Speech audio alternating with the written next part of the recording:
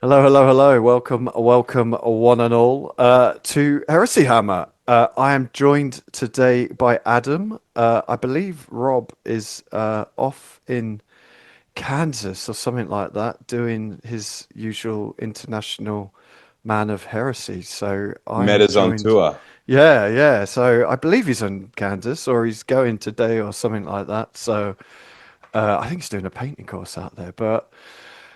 Today we are talking. Oh, now my computer won't work. We are talking about Salamanders, the 18th Legion. So we've brought in Legion expert, all the way from the deaf world of Australia, Adam at Full Circle Hobby. We've just been discussing off screen about children shitting themselves, haven't we, for the last for For the the last three last and a 10. half hours, constantly. So Adam got home from work, and then his child has just been shitting herself constantly. So It's he's been great. retreated. He's retreated to the man cave to talk all things salamanders with us. So The thanks smell's for. still in my nostrils now, but I'm in my happy place. It's okay. It's funny, You isn't it? know, This. it's funny you mentioned Australian Death World because I was freaking out throughout the week because my internet was shitting itself. Or it wasn't working on Right. my laptop properly, Yeah, right? yeah, yeah. I'm like, what the fuck? I've got a new computer. This is absolute fucking horse shit. I'm going back to my old one and whatever, but I've finally sorted it out. So, but if it does cut dead at any point, that's why, It's because because you've been there's third killed world by a internet out here. deadly animal. Okay, well, thank you for joining us. We'll talk about Adam in a minute, but before then, obviously we have a Patreon, like all semi-good YouTubers. So if you would like to support the channel, please do go ahead and search Heresy Hammer on Patreon. We put up Tacticas. We've been putting up a few extra shows. We put up events we're running early. We do giveaways, all sorts of shit. So if you would like to support the channel, please do go and give it a visit. I think you can do like a 7 day free trial. So if you don't want to support us and you just want to get all the free, like just go and watch shit and then quit, that's perfectly cool too. So yeah, go check that out. But that is enough of the sales pitch.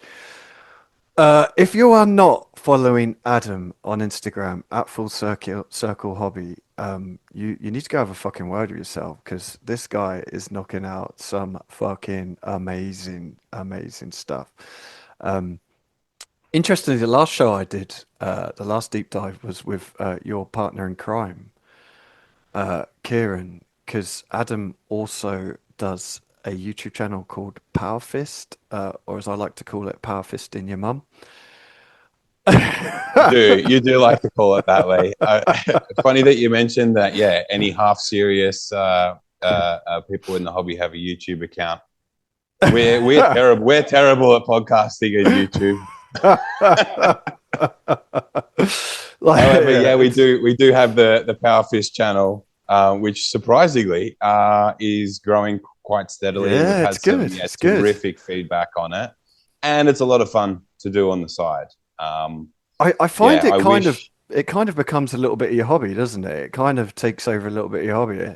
Part of my hobby now, I mean, fucking hell, this is now just like a part-time job for me, to be honest. But it almost becomes a little bit of my hobby. It's like, I'll do a bit of painting and then I'll start putting something together for Heresy Hammer.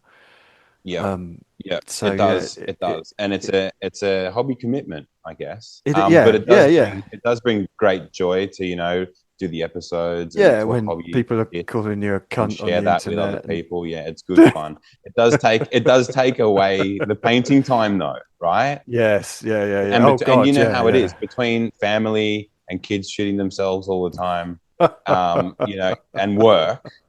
Being a dad, it's hard to find that hobby time. Mate, So you really need to kind of like schedule it in yeah, sometimes. yeah, it's true. Yeah, I mean, like I say, for me now, it has basically become a part-time job. I will literally schedule in recordings on our little family calendar because my wife will have to look after the kids or whatever. So yeah, it really is. It's a big commitment. Anyone looking to set up like a podcast, I say go for it, but it's a lot of commitment, isn't it? It's a lot of hard work. But we enjoy it. But It's a lot enough, of fun too. So yeah, enough. and we've got the Patreon too, where Kieran and I Yes, yes, sell it, go. we create, do it, not high quality 4K impressive tutorial videos. We're a little bit more pedestrian and old school in our approach. But we take good photos and we write up some really high quality sort of magazine style PDF tutorials as well, Yeah. which people seem to love also. So we roughly put out a couple of them each month as well. So yeah, it's trundling along quite nicely. And it's that little side project. That's a cute little bit of fun, I guess. Yeah, yeah, it's good. I'm enjoying it. I do fall behind. I haven't. I need to watch your latest episode. But yeah, I'm enjoying it, mate. It's good. It's good. If it's a live one, it's probably like an absolute car crash, but it's funny.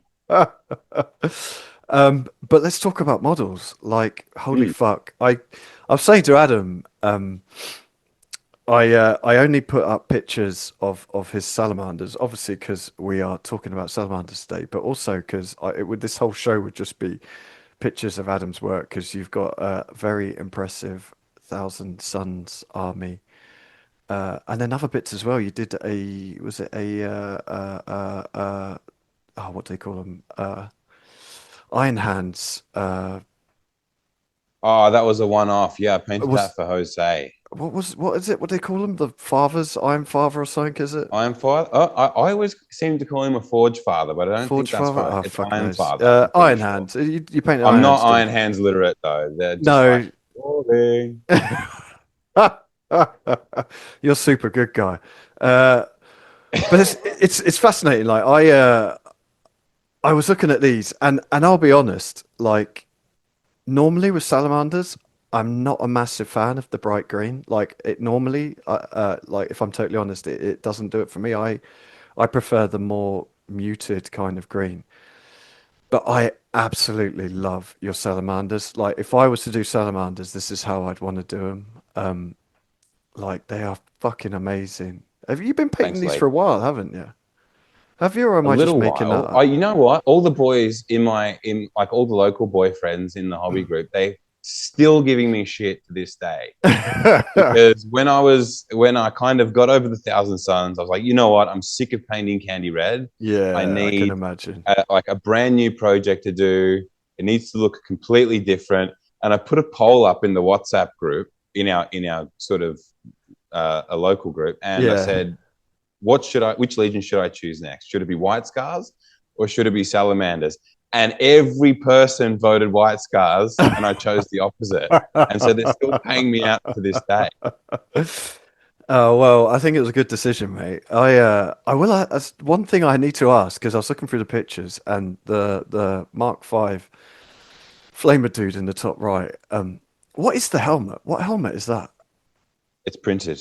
Is it? It's Oh, you from motherfucker. it's a Sons of Horus helmet, Okay. printed from Red Wardens. Yeah. Oh, cheeky Red Wardens, because that looks fucking.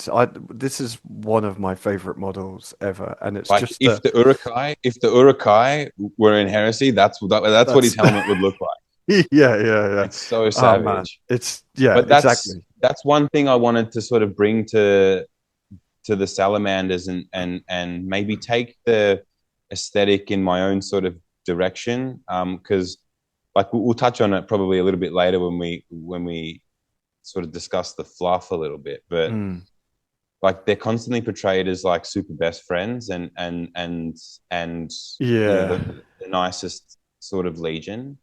But not only that, they're just constantly covered in scales and lizard skin and yeah, flames yeah, and yeah, yeah, yeah, hammers yeah, and all this like paraphernalia that kind of detracts from how I wanted the army to sort of look. And like we'll touch on it, the fluff reasons behind my army once we get to it, but I wanted to make them more brutal, more cold, you know, bitter about what happened at Isfahan and all yeah, that yeah, sort of yeah, yeah, stuff. So yeah. Well, you've hopefully said that. that's kind of come through in the models a little bit. Yeah, no, Um, definitely. Yeah, yeah.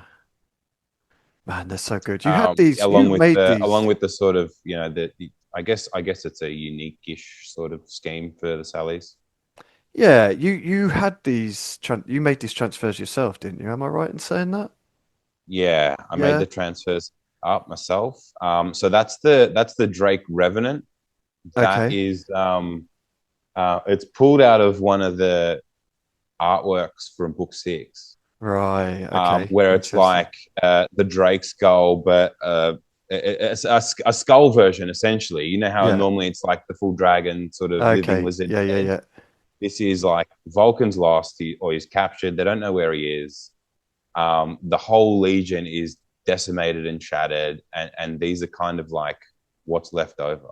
It's the Drake Nice. Okay. Revenant. So these guys are really championing that motif as they sort of go into battle. So yeah, I designed up my own transfers, um, and I worked with like, because I don't sculpt in 3D myself, because that's just like a whole new rabbit hole Yeah. Christ. of Yeah. No. stuff. Even though I No. came Fuck from that. that sort of like background work wise, like Right. I'm so out of touch with, you know, the 3D programs and Yeah. whatnot. It'll just be like learning Photoshop all over again, which is like a language in itself, Yeah. right? Yeah. Yeah. Yeah. Um, so having limited hobby time, it's like, well, you either choose to do a podcast, or you choose to learn how to sculpt in 3D, or you choose to paint, right? You can't Yeah. have everything. No. Yeah. So yeah, I work with a friend who is a great designer, and I basically sketched him up a few ideas of what I wanted, along with a brief. And I said, "Are you able to design me these things, like the helmet, and the shield, and parts of the little bits and pieces like the belt buckles and whatnot that Oh, have the interesting. Yeah. head on Yeah. them, and got them sort of printed up to my vision, I suppose, Yeah. Oh, mate, they um, look. They just to look. personalize the project a little bit more. Yeah. Yeah. Yeah. Well, it's worked. 100%. They look fucking awesome. Like, I absolutely love these. They've And been like good I fun. say, I wish I could have like sat down and painted a lot more, yeah. but life gets in the way, you know. Yeah. So You just. Yeah. I've got a lot of ideas, and I've steeped in it a long Oh, time. mate. So like I know what I'm going to be doing for the next 6 to 12 months, I welcome to my painting world. wise. I have ideas that would last me for 100 years because I just never get the time to implement them. But yeah, Christ, I have. Yeah, yeah, yeah. I think. I mean, even if you have all the time in the world, there's never enough time, is there? But these Yeah. look absolutely sick. Like I say, if you're not following Adam on Instagram, go give him a follow because yeah, it's absolutely insane work. And I haven't even put any of his Thousand Suns stuff up. It's been nice to kind of like bring to life a legion that everyone perceives as being completely like uncool and lame. Yeah, they get a hard rap, don't they? It's a funny Yeah, one. they Yeah, get absolutely bagged out. yeah. Ah, Salamanders, boring. Oh. But you know, Although hopefully I have this put might change some people. My Legion specific background picture of a salamander.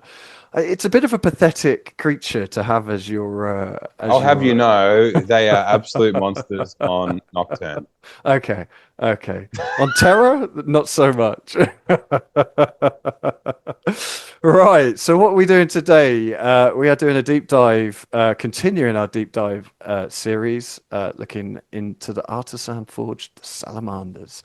Um, so we're just going to talk a little bit about this. So it's just going to Hmm. talk a little bit about the lore of the salamanders, but we kind of had a little chat off air before we started recording, and I would say neither of us are particularly experts on Well, the hang lore on a minute. of the There's a salamanders. reason. I'm going to caveat this. But I play Iron Warriors and Adam plays salamanders, so I'm just throwing that one out there.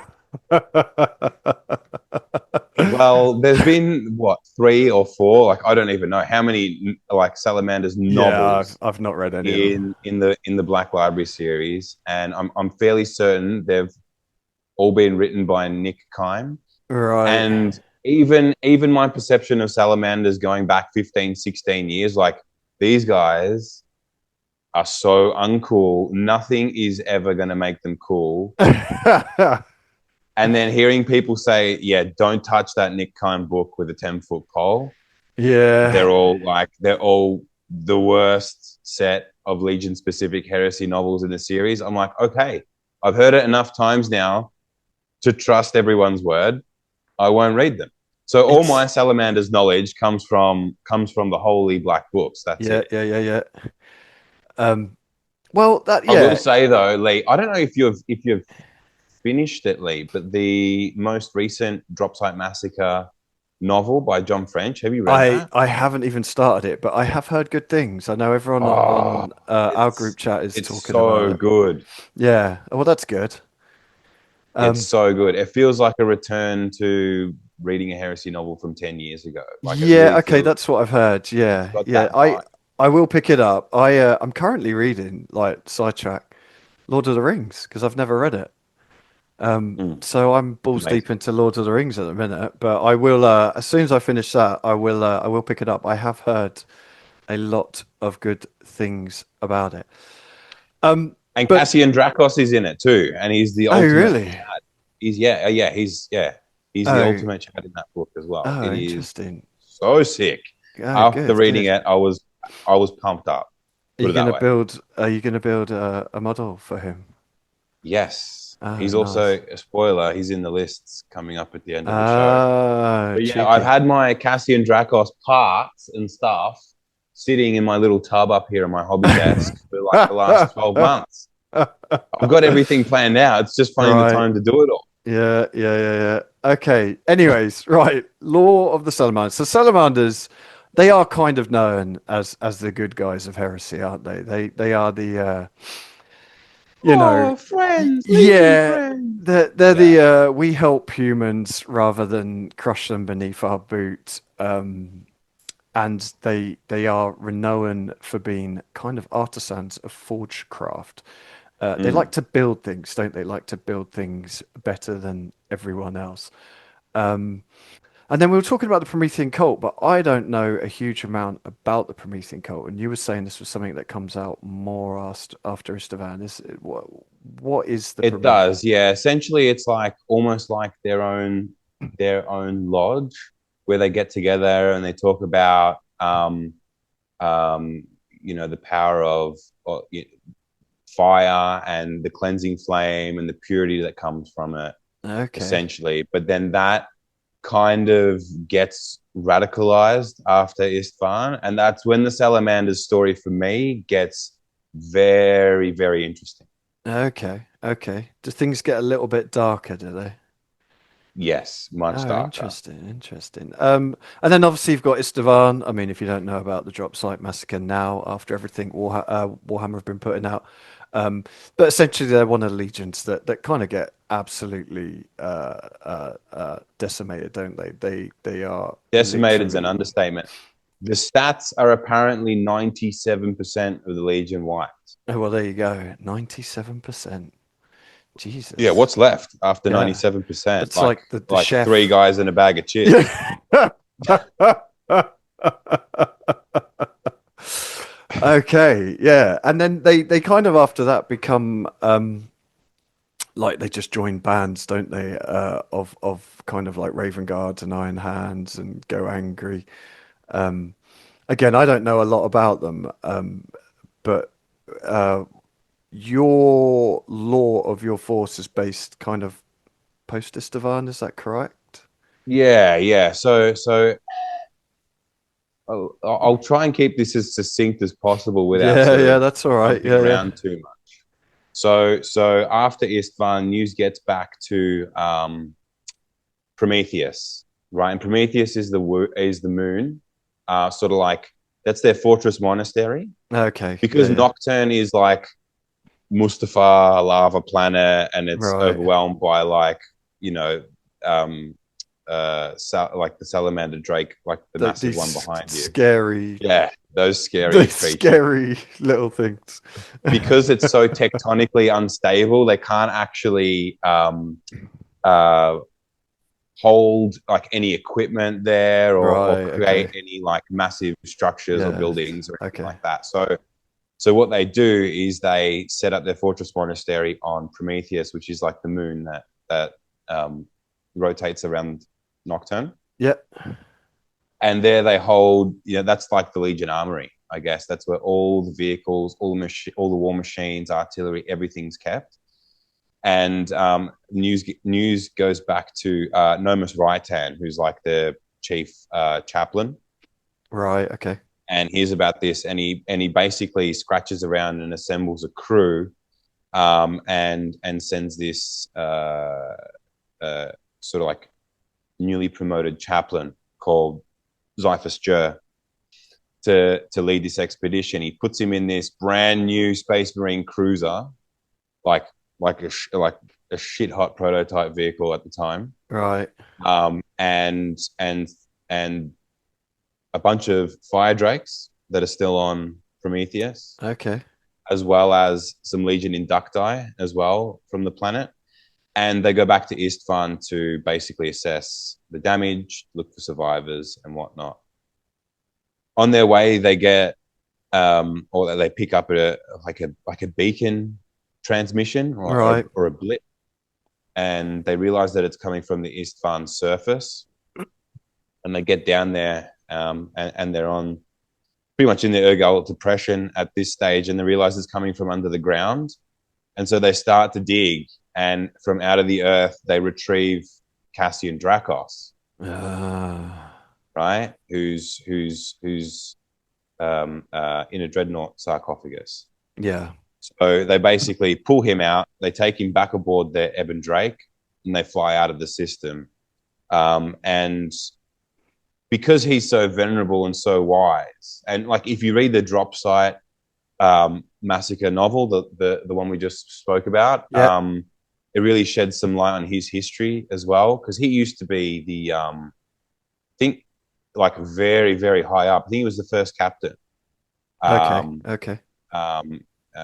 When he was previously known as Cassian Vaughn, before he was sort of like interred in the dreadnought sarcophagus. Right.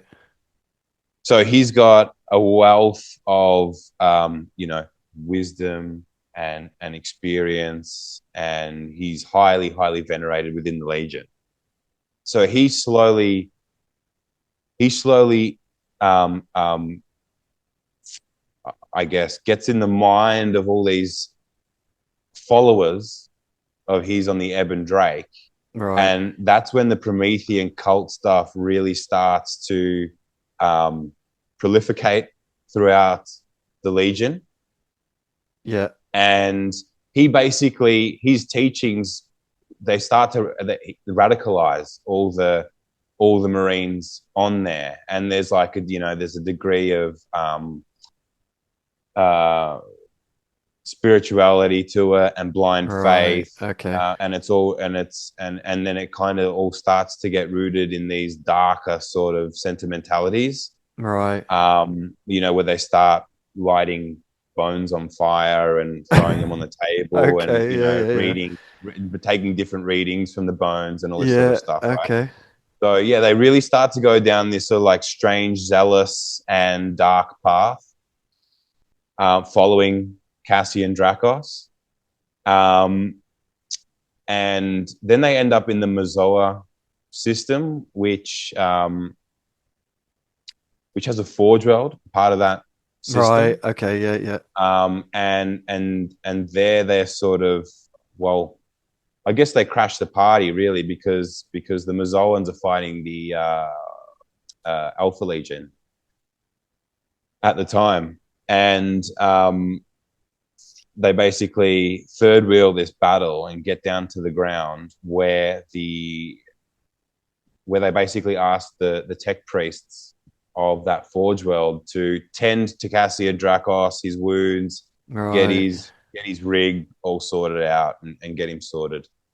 So they basically fix him up in the heat of battle, and he strides out, fucking balls out, shirt off, ready for war. And because he's got this strange otherworldly nature to him, he ends up taking control of all the automata like in the vicinity, and Okay. he basically leads them into the battle, and it turns the tide of that battle, and they basically kick the Alpha Legion out of there. Interesting, interesting.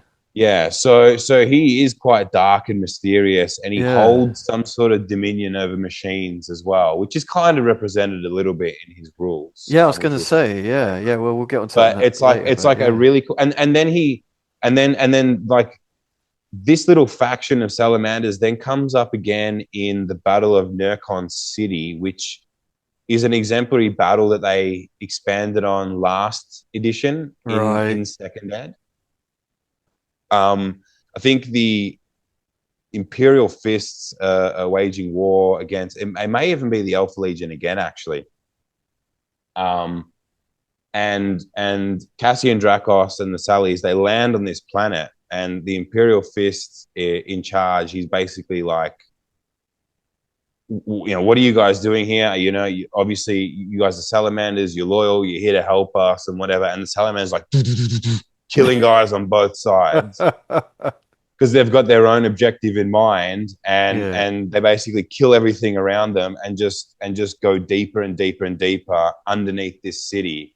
And that's where the story sort of ends. So they're kind of looking for something, right. but they're Interesting. essentially black shields now. Like Yeah, they're yeah, legion yeah, agnostic. yeah. They only follow their own sort of the beat of their own drum. So And they're that, neither kind of loyalist or traitor. So yeah, that's how I kind of wanted to represent the aesthetic on my guy. So interesting. So it's one yeah, thing it's a I was darker gonna. sort of cool narrative, I guess. Yeah, no, it's cool. It's one thing I was gonna say about the Legion is you can. I feel it's a legion, like they obviously fit into Shattered Legions. You can make any legion fit into Shattered Legions, but they are, when you think of Shattered Legions, you think kind of Iron Hands, Raven Guard, Salamanders, really, don't you? Mm. So you could, they are perfect for a Shattered Legions force. If you didn't want to do an entire kind of Salamanders force, you could easily do a Shattered Legions. Or you can do like a coherent force like you've been doing. So I do feel like there's a lot of play with how you want to kind of run them, which I find I quite think the way interesting. you can run them now is more viable than it has ever been Yes, for salamanders, as in because rules wise. last edition, my mojo was stifled a lot Yeah, because I just could not settle on a list that I liked, right, because the ideas that I had just did not translate to a list right, with okay. any sort of working parts or working synergies. Yeah, interesting. So it was really frustrating. And then throughout all this, they obviously have the backstory of Vulcan kind of being Vulcan and falling out of space and not dying. I mean, we won't go into Vulcan, but Yeah, pretty it's a sure very everyone knows cool. that Vulcans are perpetual. Yeah, yeah, In the Imperium Secundus series of novels, he yeah. basically gets tortured and killed multiple times by Conrad Kurz, which sends him batshit insane, like he loses his mind. I love the Actually, scene. it reminds me of, if you haven't watched it, Lee, and anyone else watching this, Guillermo del Toro's Frankenstein movie that's Oh, just okay. come No, out I've not seen it. Yeah, yeah. On Netflix now. It is it's fucking great. Right. It is a Okay. great movie. It's Okay. probably in the running for like best picture this year. But Right. um essentially Frankenstein's monster is Vulcan. He's a perpetual that goes insane because he can't die. Yeah. Yeah, yeah. I love the scene where he basically falls from space, doesn't he? And they just end up with this like charred kind of remains that they put on a slab, and they're like, "What the fuck is it? It's like it's bigger than a Yeah. human." And then all of a sudden, it's like it's alive. Like, oh Yeah, exactly. fuck. And then at Uh, some point during the Siege of Terror, he's he's kind of like becomes a glorified security guard, yeah, just yeah. Well, yeah, this just guarding the golden throne. Yeah, so I was trying to think about it because there was wasn't there three Primarchs? They had a special name. I couldn't remember it. Trefoil? Yes, and he's one of them, isn't he? Essentially, because he can't die. He was meant to guard the gate or some shit. I literally, I thought of it yesterday when I was going through the PowerPoint, and yeah, so he was, I'm sure he was one of the kind of the special Primarch dudes that had a specific role. Was that the Emperor's plan all along I for th Vulcan, or I were they like, think oh, we just kind of got to shoehorn this guy into the no, I siege? think it was like a plan because I can't remember who the other two were, but yeah, I think it was like the Ferris big was plan. another one, I'm pretty sure. Who, sorry? Ferris Manus, I'm pretty sure he was a part of it, and it Yes, was Ferris and Lehman Russ, I think everyone's it was favorite Lehman Russ. Yeah, I butt do think, sniffing dog. yeah. Yeah, But they all had different roles. But yeah, it's another thing to look into. Like I literally cannot remember it. It pinged into my head from a distant memory yesterday. But I do like his backstory. It's a shame the books are bad. I've not read any of them. But if you're ever able to get hold of the old black books, then they are a wealth of information for all the legions. But yeah, so basically they're the good guys that have gone a little bit bad. They're going down the rabbit hole, but they're still kind of the good guys. They still look after humans. They don't look at humans like just, like that's just a means of completing this mission. They actually kind of, you know yeah, what I they've mean? got compassion for the human Yeah, for the yeah, human yeah. race and humanity. I think they're the only legion that once they well, you know, conquer a world, or you know, they bring human world back into compliance, they actually stay on the planet Right, with the yeah. humans there, and they help them, you know, get going again, and help them, Yeah. you know, tend to their farms and do all Well, that sort of I know like another kumbaya legion that stuff used to with them. do that, but they got told off for it. The word bearers used to do that really well, but they got slapped on the wrist. Yeah, well, probably for more sinister reasons, right? I do But love the yeah, word bearers as well. oh yeah, they're pretty cool. Yeah. Right, that's enough of the deep dive. Well, not so much deep diving a lot. I mean, again, with all the legions, you could do a 4 hour show with our with just our salamanders law knowledge, that was more like treading water, not a deep dive. So let's get into the rules. So I have never played Salamanders, and they've never. I don't know about Australia, but they never have seemed to be a particularly popular legion, especially at the events I've played. I Yeah, have only known like one or two people that even run yep. Salamanders. I think But that's got to do with just the fact that they get decimated so early on. sorry about that. Adam, Mike stopped working for a second. I can't remember what we were talking It's the about. Australian death world. I'm convinced. Can you uh, tell? Can you tell why we're such a amateur YouTube channel now? Oh my god! Need to get some funky headsets, mate. How about I Um, just fucking stick to building and painting models? Stay in my but goddamn lane. That's more like I, it. I feel like the Legion rules have had a bit of a glow up this edition. I am not an expert on the previous editions, but it feels like they're doing all right. Um, Mm. so I think just to touch on your previous point before my mic crapped itself. I think the reason why you didn't see that many Sally's armies out there, and we were kind of the same as well. I think there was only just one yeah, yeah, Salamander's yeah, yeah, army sort of floating around in first edition, and then that was it. Or at events anyway. yeah, And I think it's just because they just play that beginning first chapter of the heresy, and then that's kind of it from what was sort of like originally established as what happened in the heresy.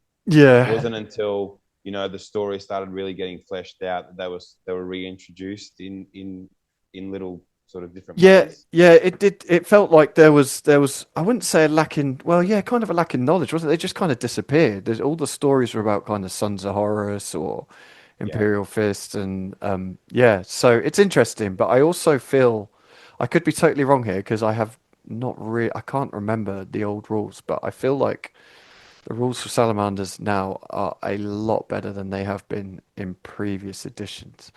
Um, absolutely. I think they've been bottom feeding for a while. yeah.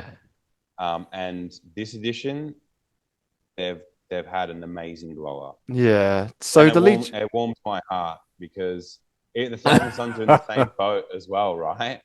The Yeah, yeah, Thousand yeah. Sons and the Salamanders were probably the worst two legions last edition, I'd say. Yeah. And now they've got some really interesting and very respectable rules. Yeah, yeah. Well, let's get into it then. So the Legion Yeah, let's go. Tactica, Prometheum Endurance, and Blood of Fire. So wound tests of a 1 or 2 always fail to wound against salamanders. Wounds, so not vehicles. And they also ignore the Panic X rule on any flame type weapon. Yeah, I very mean good. that's amazing, isn't it? Like I haven't seen a huge amount of flamer weapons yet, but I think Mm, that's because we're still in the reasonably early stages of this edition. I feel like there's probably a lot of people out there building, flamer squads or putting flamers on veteran tacticals or whatever it is. Like, um, but the 1 to 2 always fails to wound. Like, that's fucking brilliant. Like, oh, that's Lee, so good. I'm getting the biggest feed out of my opponents in games, just because of that rule. Because they Yeah, shoot yeah, yeah. something amazing, like something Uh, high uh, strength, like uh. las cannon or Yeah, auto yeah, cannons or something, and like yeah, yeah. yeah, twos to wound. I'm like, nah, No. threes. And so the meme slogan now has just become threes, Freeze, threes. dickhead. Yeah, But I'm strength 10, don't care. That's yeah, insane. threes. So, like, a Typhon strength 12 is wounded an infantry, like a normal Threes. tax dude on freeze. That's fucking nuts. Yeah, I don't Um, think it's as statistically good as the -1. Iron Hand. Yeah, okay. Um, -1 strength. I mean, it's next best, right? Yeah, It's very yeah, good, and the yeah. fact that it works in combat as well is amazing. Well, yeah. So yeah, that's actually pretty huge because yeah, obviously Iron Hands is just against shooting, isn't it? Yes. So Kerry has written here. Primitive endurance means that heavy weapons are less effective against infantry. For a toughness 4 model, a strength 12 weapon is as effective as a strength 5 one. That's fucking Yeah. insane. Yeah, exactly. But you know what it does do? It does make things like shield wall and those sorts of reactions a little bit Oh, redundant, yeah, right? So you interesting. may find yourselves like not having to use that reaction as much as you would in Yeah, another okay, league, that's interesting. right? Yeah, which is Because the again not a threshold bad thing. of moving up one toughness is probably negligible unless you're getting shot at by a low strength weapon, Yeah, okay. right? Yeah, Um, yeah, I mean, the ignores panic against any flamers is really good too. I mean, yeah, I've yeah, been running quite a lot of flamers in my games, yeah. and they have been putting in work. Oh, mate, yeah. Really, Well, really great how work. you feel about telling people to wound on freeze is how I feel about taking leadership and cool checks on normal leadership because people would be like, "Oh, Yeah. panic No, free," and you're like, "Don't give a fuck." Still yeah, failed. yeah. Oh, yeah, and I'm expendable. Yeah. Um, I will say one thing though, it does not work against phosphex because even though Oh, phosphex yes. Yeah, yeah, is fucking fire, yeah. it doesn't have the flame type. It's actually got its own Interesting. phosphex type. Yeah. Okay. So if you're getting hit with panic 3 phosphex, I'm sorry Y- to say it's panic 3, even though it's made of Yeah. fire. Oh God. Absolute bullshit, right? Oh, I fucking love my Leviathan. Thum, thum. Everything else on it, shit. Phosphex launcher, yes, please. Straight off the bat, yeah, Legion Tactics, great. My flipping thing keeps dying. So the Legion Gambit, duty is sacrifice. When the Gambit is selected, the model may choose to add a bonus to their focus roll of 1, 2, or 3. When your opponent reaches the applied damage for unsaved wound step, the Salamander takes a number of automatic wounds with AP 5 damage 1 equal to the bonus they gained against which armor, invulns, and mitigation saves may be used. So yeah, so you can choose to add Like 1, it's a 2, or pretty good 3. trade-off, right? Yeah, I like this. Yeah. Yeah, it's quite good. Lee, I'm interested to know how many games you've actually had a challenge come up. Every game I've played, I've had a challenge. Yeah, Really? yeah, yeah, yeah, Fuck, yeah. I lucky have I'm sitting not. down. Yeah. That would have blown me over. The, the challenges have barely come up in my Oh, game. really? No, every So game I I've haven't played. really had a Yeah, chance to like get some strong data on this. mate. I have my. So we did the Heresy Hammer kind of soft open this weekend, Mm, which I went along to. So I think in my last game we got to one point where we just didn't do a challenge because it was like we're running out of time. We just need to get this mm. going. But I'm a big fan of challenges, mate. Like once you get your head around them, they're not that they do They're slow not the game slow, are they? down, but they're not slow. You pick a gambit, roll to focused. That's kind of it, really, and then you're into attacking each Yeah, other. yeah. What I So will say with this Legion Gambit is it's great to subsidize any losses you may have to the focus roll. So like if you're like I'm planning on running a Cataphracti champion, right? But because right, he's heavy, -1, right, to that yeah, initiative, yeah, yeah, yeah, yeah, yeah, yeah. right? Or if you are already previously wounded, you're Yes, at that minus as yeah, well, yeah, right? So yeah, what you yeah, can do is you can kind of subsidize that back in. yeah, yeah, yeah, So and let's say having I'm gonna wounds, I'm heavy and I've been wounded once, but I'm gonna go for the 3 anyway because yeah. chances are I'm gonna shrug it off at the end of the combat because But it's just 3 what 2 up save, right?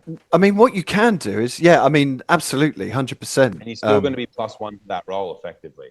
Yeah, yeah, And if you're rocking something like a forge crafted weapon that has high damage, yeah, it starts to kind of stack the challenge in your favor. This gambit. yeah, yeah, yeah, yeah. I like this a lot. I think, yeah, the ability to kind of, if you really want to go first, to just do this and be like, well, hopefully this will help me go first. Yeah, I like this a lot. Yep. I don't think it's like insane. But the fact that the wounds you're taking are just AP5 damage one, so you're probably gonna save them anyways. So yeah, I like this. Yeah, I'm a big fan. if your opponent doesn't have the like a major initiative bonus, like a divination librarian or something with high amount of agility Yeah, next to yeah, it or something like that, if you're kind of equal um, on that sort of focus, it's a good one to use to just kind of like bonk them at the start with yeah, yeah, yeah, damage 3 forge crafted fist and kind of get the fight finished early. yeah. I like the fact that you can choose as well. Like you just one, two, or three. Like whatever I Yeah. need. Do I go balls Yep. deep and go for free, or do I play it reasonably safe? I feel like if I was going to use this, I would just be going for free because fuck it, you want to go first. Yeah, absolutely. You're going for 3 every time, right? Yeah, yeah. But yeah, I like this a lot. Most of the Legion Gambits I've looked at, I'm like, yeah, that's cool. Like it's not over the top. But yeah. So the Legion reaction, selfless burden. Once per battle, at step 3 of the assault sequence, the unit may use this reaction to increase their weapon skill strength and attack by 1 for this assault round. But in the following status phase, the unit must roll a d6 for each model. On a 1, the unit suffers an automatic hit of damage 1 AP dash with armor, invulnerable, and mitigation saves allowed. Mm. Yeah, again, I really like this one. Like fucking hell. It's good. Yeah. It really hasn't changed much from second edition. Right. Okay. So despite how terrible the Legion rules were last edition, their Legion specific reaction Yeah. was really really good. Right. And it honestly hasn't changed that much at all. Right. Um, I mean, this is fucking it's great. amazing as like a counter attack Yeah. Yeah. or a like snapping turtle kind of maneuver, right? Yeah. If you can offer up your opponent a juicy bone for them to charge, um, and if you get this off, it does completely change that combat. Yeah. Yeah. Christ. Yeah. I mean, you're I've literally. used it on things like fire drakes, which are already high weapon skill and strength. Yeah. So like your fire drakes are attacking with a forge crafted hammer, which is already +1 attack. Then they're getting the extra attack, So what they and on then they're four effectively attacks striking each? with a power fist, right? Because it's plus another strength Yeah. on top of that, and they're all weapon skill 6. So not only do they That's smack the insane. shit out of something, but they're taking less damage in return Yeah, because of yeah, that yeah, weapon yeah, skill differential. yeah, yeah. I like And this a then lot. if you have something like your challenge character in that combat as well, they're benefiting from the weapon skill bonus.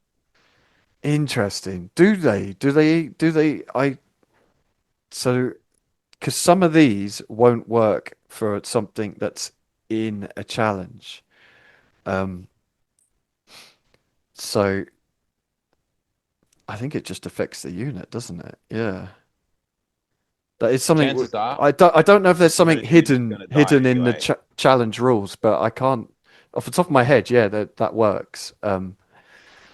But yeah, just increasing your weapon. I mean, the strength and attacks is great, but just increasing your weapon skill is fucking brilliant. I would do this just for the weapon skill. Like, Absolutely, you know yeah. what I mean? Like the strength and attack bonus is fucking brilliant, but the weapon Yeah. skill alone is amazing. So It yeah, is. It is only once per game, yeah, so you yeah. have to kind of be careful about where you use it. But you don't always have to use it on your most elite troops as well. No, You no, want to yeah, use it in like that 50-50 sort of combat yeah, that, um, may end up tying you up for most of the game. yeah, yeah, So yeah, it's even really effective on nukes yeah, yeah, where, all of a sudden they become weapon skill 5 and they've got an extra attack and they can yeah. actually do something in combat. I mean, one of my first thoughts was, like you've got a tac squad, you really need to hold that objective. They're getting assaulted by something, like an assault squad or something. Boom, like +1 weapon skill, +1 attack. Yeah. Like suddenly, your opponent's hitting you on fives. It's a great Like defensive maneuver. yeah, yeah, yeah, really like it. Yeah, that is a good one. And then the Legion unique detachment, Immolation Covenant. So this is a Unique is auxiliary. the right word because it is very unique looking. It, it's it's a auxiliary detachment. So you get 2 support slots and 2 armor slots. The armor units must be predators or vindicators, and Kerry is written here. Support slot could well be used for a tech marine to keep those tanks running, or other heavy weapons to destroy the enemy. Um, and then you The get a support, prime. the support. What I will say is that the support slot is one of the hardest to find Yeah, in any army. And if you want multiple support slots in there, you either need to be running apothecaries or tech marines only, yeah, right? yeah, Or isn't there a new detachment now that has multiple supports, but they must be tarantulas or the yeah. one that No, no one asked for, is it supports? arachne thing. Yeah, yeah. Yeah, there's a Um, few. There's one that lets you take all tech yeah, marines but they're and they're all. really specific, right? Yeah, yeah, I know there's the other one with the siege breaker as well, but that's limited to rapiers. yeah, yeah, yeah, So this is a really good way to get, because there's lots of different actual unit types and functionalities that cover support. yeah, I mean, yeah, you've yeah, got yeah, tech marines, you've got apothecaries, you've got things like heavy support squads and tactical support squads. yeah, You've got rapiers. yeah. So the actual unit variation that you get in that support slot varies a lot. So what this does, it opens up a lot of utility in your list because you can pick and choose whatever support units you want Yeah, yeah, in yeah. there. And with the armor units, you can only choose predators or vindicators, but they're fucking great. Like vindicators are Both are amazing. great, right? Yeah, Yeah. yeah. So Yeah. I would say with this, I don't think it's the sexiest, but I think it's really good. Yeah. Like you say, fitting support in is actually quite tough. And the fact that one of them's a prime is just a nice. You could give a fucking tech marine a +1 weapon skill or something. I mean, it's a perfect logistical benefit if you wanted a third support in there as Or well. yeah, yeah, yeah, yeah. So yeah, I do like One of this. the legacies units that's actually quite good is a support too. So I mean, putting something like combat veterans on them is really valuable. Nice. Yeah, yeah, yeah. Yeah, So it's cool. open to a lot of different things, which is great because you want flexibility from your detachments, right? Yeah, and this is where I've been struggling with list writing is trying to fit in everything I had previously without having 10,000 fucking centurions. Yeah, yeah. In a lot of I cases, I could find really do with myself, something like this, to be honest. yeah, in a lot of cases, I'm finding myself not really wanting to take a centurion. You just take a centurion out of necessity, but you Yeah, actually want yeah, the utility from all the other consoles. yeah. There is that, yeah. But yeah, I like this. This I feel this sums the Legion up. It's not the sexiest thing in the world, but it's actually pretty good. Yeah, Um, yeah, it's great. It's really great. And then we're into the armory. So this is one thing. Like they've got a lot of weapons, a lot of choices. I found so the Nocturnian Artifice. So any command champion, specialist, or sergeant may swap a normal power weapon for a forged crafted power weapon for +5 points. Or they can swap a power fist for a forged crafted power fist 10 points or a forged crafted power weapon. So all the forged crafted power weapons are basically normal power weapons, but they get a +1 attack modifier, Yep, which is actually really good. Like, yep. it's hard. Well, I mean, outside of weapons, you don't get the bonus for pistol and close combat weapon anymore. There's none of that bonus for charging. So actually increasing your attacks is, I would say personally, well worth the money. Mm. And then any It command is champion. expensive to put a power weapon on something like a tactical sergeant that only has one attack, and I then mean, paying another 5 points for the yeah, extra attack. So he's only really rocking two attacks. He's probably hitting on fours. Is that worth 15 points? Is it going to probably get it to not. Yeah, yeah, thinking probably not. But then you look at something like, well, I could also pay the same amount of points on an inducti sergeant who comes with base weapon skill 5. All of a yeah, sudden, he's hitting more often than not with both those two attacks, right? yeah, yeah, So I 100%. think I think you kind of need to pick and choose and be quite wise where to sort of invest these forge Agreed. crafted points. Yeah, but again, like if I had a spare 15 points, I wouldn't be against putting one of these on attack sergeant. Whereas Yeah. a normal attack sergeant with a normal power weapon, I just wouldn't bother because what's the point? Like one attack is literally you're just missing half time. Like, so yeah, I do like the fact, yeah, just +1 attack is great, isn't it? Yeah. So any command champion or specialist may swap a thunder hammer for a forged crafted thunder hammer for +10 points. So the forged crafted power weapons we said a +1 attack. The forged crafted power fist is -3 initiative, base attacks, +4 strength, AP2 damage free. And then the Forge Crafted Thunderhammer is -2 initiative, +1 attack, strength +3, AP and damage 2. So again, the Yeah. So the extra +1 attack attack on the is thunder hammer there, great but you also get the extra damage on the fist. on the fist, yeah. Yeah, so Which is it huge. makes those two weapons pretty formidable Yeah.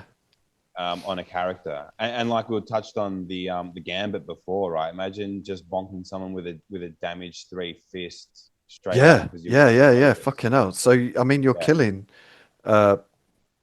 most characters straight out. You know what I mean? Most Mm. kind of centurions and shit. With a It does damage help a free. lot too when you're coming up against things like dreadnoughts. Just doing that extra bit of Yeah, damage, yeah. you're punching a vehicle or something like that. Yeah, the extra damage definitely plays a part. And Yeah, who fuck, doesn't I love didn't. an extra attack on a Thunderhammer, right? So I mean, even a like a yeah. Fuck, these are really good. I mean, Yeah, um even if you yeah, like you hit once, if you wound once and they fail, you've killed most centurions. You get a couple of wounds, uh, you're doing some fucking damage. Yeah, damage free mm, is actually yeah, really good. And then sergeants may swap a hand flamer, flamer, or heavy flamer for a forge crafted equivalent. Now, I want to say these are all exactly the same, but they do one extra damage. yeah, Is that exactly. correct? Yeah. And they did FAQ the Forge Crafted Heavy Flamer because previously it was AP5 and they fact it to AP4 which is great, to right? come in line with normal Heavy Flamers. Yep. So again, these are great. Like I don't hate this. Like you fitting them on your sergeants, you may struggle a little bit to get anything decent. Like the hand flamers are fine. The hand flamers are probably the ones you'll see the least, Yeah, I think. because there's no I panic. can't So really find a role for where no, you ever want a strength 3 weapon to do multiple damage, no, no, and it doesn't have the panic on it, right? no. Which is important to note. Um, The only play I could really see in running the hand flamers is if you could run a set of hand flamers on each yes. Yeah, side, yeah, which you yeah, can yeah, do in like the yeah, sanctifiers, for example. yeah, You need to be conscious about obviously firing the like being able to place the template as well. yeah, yeah. But being only damage, oh sorry, being only strength 3, you want to make most of that damage too, right? So what are you going to be shooting at? Terminators, which are toughness 5. This is You it. know, I Yeah, mean, yeah, I yeah, haven't really yeah. come across veterans that much in my games Oh, either. Doesn't really? seem to be like Well, many people running veterans. That maybe just be my sort of yeah, yeah. local little meta. I don't think. How is it for you? Are you seeing any sort of like Yeah, well, power veterans I running haven't around? seen many, but I run a veteran tax squad and a veteran breacher squad, Yeah. So and unless the I'm playing you, Lee, yeah, right? I may consider bringing the forge crafted hand yeah, yeah, flamers, but I yeah, probably won't. yeah. Put it Like that way. the damage two is fucking terrifying for veterans. Mm. Like it's terrifying. Oh yeah, yeah, yeah. If there's a But way that you can like phage their toughness from yeah, another unit, and then you yeah, can kind of stack this as a little sort of like jab jab punch combo, yeah, that's cool. But then again, like it's not very fluffy for salamanders to have that sort of weaponry. It's destroyers in yeah, salamanders are haram. We've got to remember this. yeah. I feel like most people are using flamers for the panic one, the panic two, rather Yeah. than rather than actually putting lots, doing two wounds on someone. But like I Forge say, crafted as heavy flamer though, it slaps. It's awesome. yeah, like when you do get those two damage through, like that's fucking great. Like when it has an effect, like I say, um, veteran tactical marines are fucking brilliant because they're so hard to shift because you obviously don't double out anymore, so you have to chew through all those wounds. If you're not pumping them with damage too, it's 20 a 10-man squad is 20 wounds. Like Yeah. they can take forever to shift, even with just free up saves. So damage two, I do think has its place, but like you say, it is very niche. And I'd say the main reason you're taking flamers is for the panic. But like it's cool. I like it, and it fits with the Legion as well. Yeah. Flamers are killing things with a flamer is sexy, Yeah, and yeah, it's and it's just cool, great isn't that it? that is like back in the game. Yeah, It yeah, feels right. yeah, yeah, yeah, 100%. So then they also get the Draken scale. So any command or champion subtype model may take Draken scale for plus 10 points, and then they kind of get a pseudo Iron Hands, basically. No, sorry, this is damage, isn't it? No, it's Wounds with really the good. yeah, wounds with the flame, plasma, melter, or volkite trait allocated to a model with Draken scale have their damage characteristics set to 1. Now, this is fucking awesome. Yeah. Because I don't know if many people have played against Plasma, but Plasma is a motherfucker. I know when people first saw the rules for Plasma, everyone was like, "Oh, Plasma's shit." Fucking double Plasma Contemptor of Gravis Plasma, like damage two, just overcharge, 5-inch Mhm. blast. Like they just murder anything with multiple wounds. It fucking murders. So to just set it to damage characteristic 1 like is so good. And especially if I mean obviously, but if you're running multi-wound like Terminator squads, Fire Drakes, veterans, like if you can get the Draken scale. Oh sorry, this is just command, isn't it? Command and champion. Well, I You believe do get them I've on got my book. specific units, don't you? Hang on, I've got my book here. Let me just go to the the retinue section. You keep nattering away. I'll just Um, go to the but retinue but section essentially, quickly. yeah, like anything with multi wounds, if you can uh, change the damage characteristic to one, like it is so good. It is so good, and I know we'll get into them, but some of the Legion specific units come with Draken Scale, which will just make them that Mhm. much more survivable. I think we will start to see more kind of double Gravis Plasma kind of contemptors when people realize just fucking how good they are. But Melter as well. Like I know Melter's designed for kind of shooting vehicles, but sticking a melter, a cheeky melter into a character's face is a very easy way of killing them. So just setting that damage to one is really good. This What? is this is really valuable if you've got like that stray melter shot or high damage shot coming in where Yeah, you yeah, know it's probably going to be the last set of fire at that unit yeah, yeah, for yeah, the turn, and you can be like, yeah, okay, I'll just tank that on a character and save a blow. yeah. It's and it Because happens. Like I had it's it my only going to last do game. one damage. Or if you, for whatever reason, detach a character from a particular Yes. unit, Yeah, yeah, you can feel more confident about just letting him stand out in the open. yeah, yeah, yeah, Because at that rate, if he's got Terminator armor and 4 wounds, let's say, you're going to need 4 separate melter gun shots to take yeah, him out. yeah, yeah, yeah. It's huge. I literally Which had it then my last becomes pretty game. unlikely, right? Yeah, yeah, I had it my last game. I lost a challenge. It was kind of character versus my Warsmith. Warsmith, no, not my Warsmith. I can't remember who it was, but two characters. My Iron Warriors character died, and I had a Leviathan just stood there waiting for this person, my opponent, to fell my character, and he shot him with everything, and it came down to the melter gun in his fist, and he shot him with the melter gun, and if he'd had Draken Scale, he'd have been all right. Yep. So it does happen. Again, it's quite niche, but it's just ways of making your characters more survivable, isn't it? Really, Yeah. And on which those is a good thing. units, it is amazing. Yeah, yeah. And then the Legion Prime Advantage, duty before death, only available to units with the troops battlefield role, and grants the unit Feel No Pain 6 plus. Mm-hmm. So Feel No Pain is rare. Producer carries written here is exceptionally rare in Heresy Third Yep. Edition. I do like the idea of Feel No Pain, but I do wonder whether there are better Prime advantages. I guess it depends I think it what you depends want that how you design your unit. list. Yeah, yeah. But this is great. Because there Like, is a place for this. I mean, Feel No Pain's gonna, even though it's only a 6 plus, like it's still nothing to be sniffed at because it makes that unit like 16% more survivable, yeah, yeah, yeah, yeah. right? I And so if you're rounding up, 16 feels like 20 because your opponent generally saves saves them more often than not. yeah, yeah.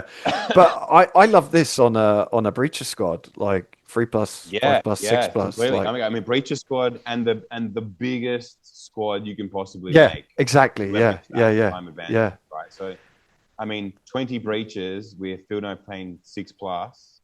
It's So gonna you put can't some work wound on in. anything better than a 3.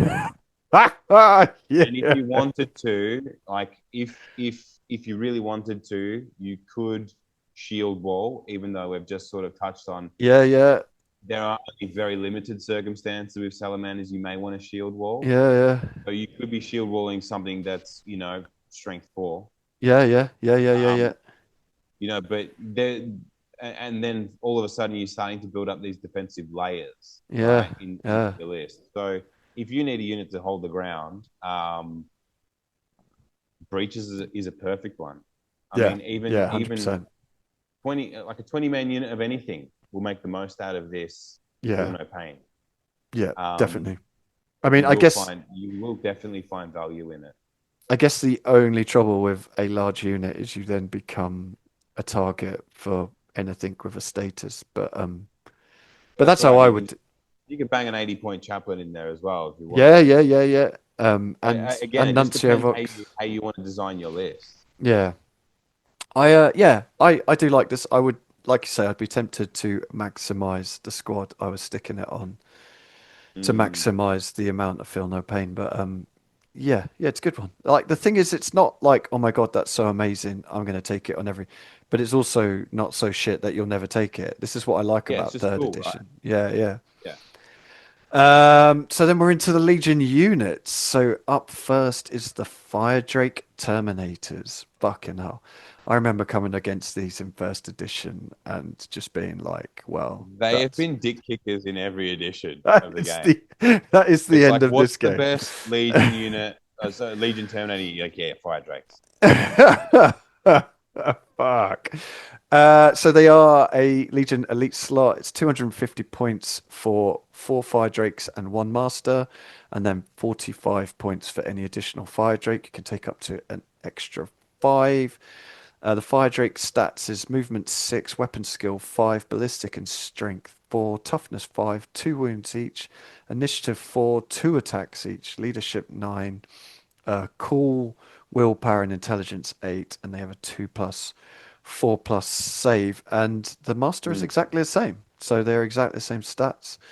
mm. Um, they I come mean, with there's a couple of things to know on their stats, just sort of straight off the bat. I mean, it does seem like they don't have that many attacks compared to some other Legion yes, Terminators. yeah, They come yeah, in at 3 attacks base, but yeah. because they've got the Forge Crafted Hammer, They they're at plus gain, one. yeah, So they've yeah. actually got 3 attacks each. Yeah, that was the first thing I looked at. I was like, just take a fucking command Terminator Squad. But actually, Mm, um, yeah. I mean, the they, cool 8 gets bumped up to cool 9 because they're cataphracti and heavy.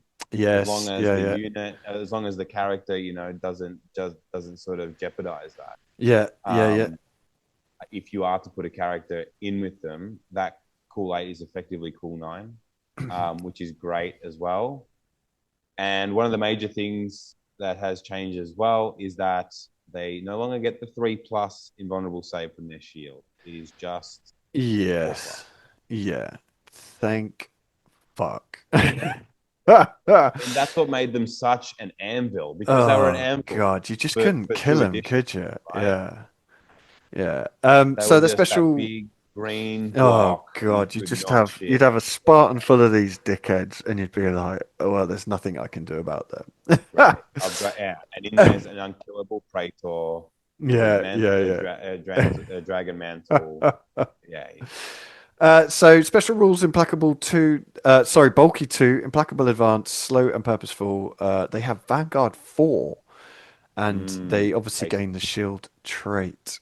Uh, I mean, they don't actually have any shooting attacks, do they? You can give them, but so the kind of implacable advance and whatnot doesn't really do a lot there. They are equipped with Forgecrafted Thunderhammer, like we said, and they come with the Draken Scale. Mm, So if you wanted to shoot these with Plasma or Melter, you're only doing 1 damage each. The Legacies allows any model to swap Thunderhammer for a Power Weapon, Power Fist, or Chain Fist. It also allows them to give up a Draken Scale for a Combi Bolter or Combi Weapon, and they lose the Shield trait. Or 1 Fire Drake in the unit. It's a bit weird the way they've worded this because it's usually like 1 in 5, but it literally yep. says 1 Fire Drake in the unit may give up its Draken Scale for a forge crafted heavy flamer but loses the shield trait. Um, Yeah. So the I'd be shield is tempted with that. effectively the Draken scale now, Yeah, other than your yeah, 3+ invuln. yeah, Your yeah, yeah. implacable advance would obviously come into the picture if you choose to take the combi weapons on them. Yeah, yeah, yeah, Um, yeah. which includes the heavy flamer as well, which is great. I would be tempted with a heavy flamer. I mean, this is a close combat unit, aren't they? But The heavy, yeah, I think I'll be putting a heavy flamer on my unit of 5. yeah, It's really good. yeah, I mean you can't chase a unit down if you beat them in combat, but you've got nothing to volley fire with. But if you stick in a heavy flamer, it gives them a bit of utility there. Yeah, So I I mean, quite like even that.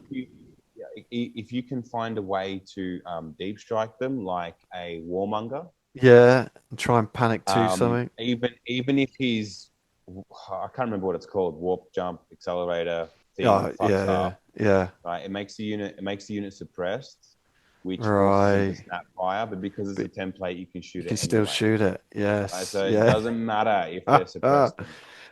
They can Yeah, still shoot the Panic 2 Flamer I after would. a deep strike, which could be tasty. It's a Yeah, big, yeah. big points investment for a warmonger, but it just depends how you want to play. Yeah, But yeah.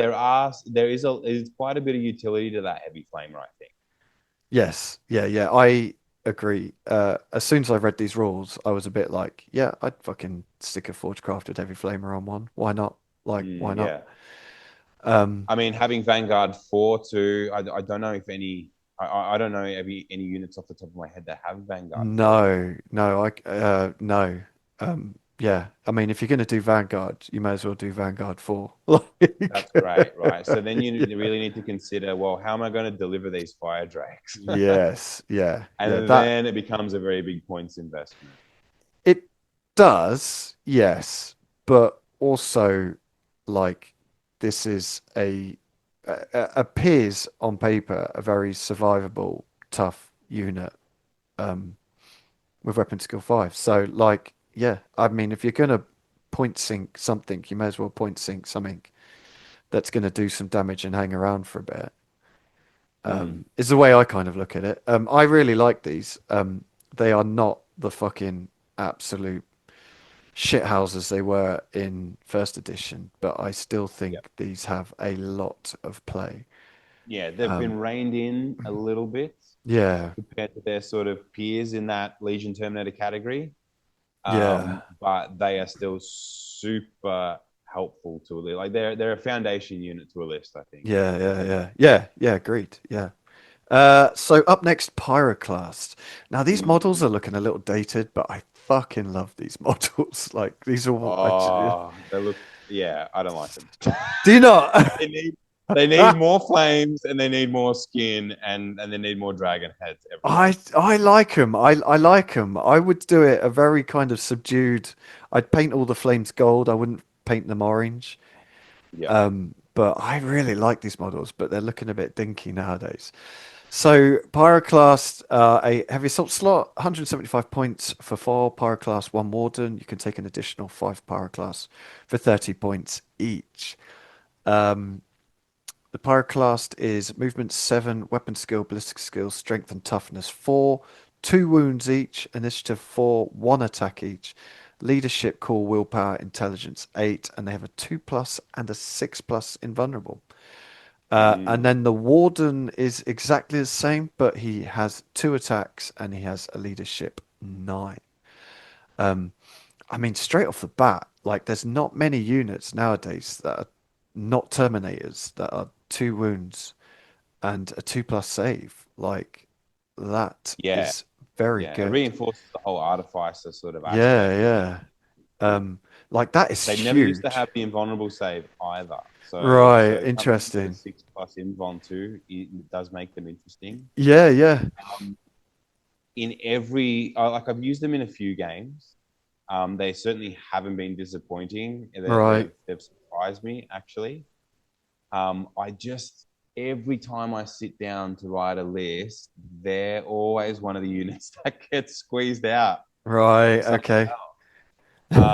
I mean, it's 175 points for They are 5. fucking expensive. That is one thing I You would know, say. they're expensive. I mean, they don't have line or vanguard, which is not a bad thing. No, They're scoring full points on an objective, right? Which is yeah, great. yeah, Um, implacable advance is great. It means yeah, that they're volleying with um, either of either of yeah, their yeah, yeah, profiles, yeah, yeah, which makes them really cool.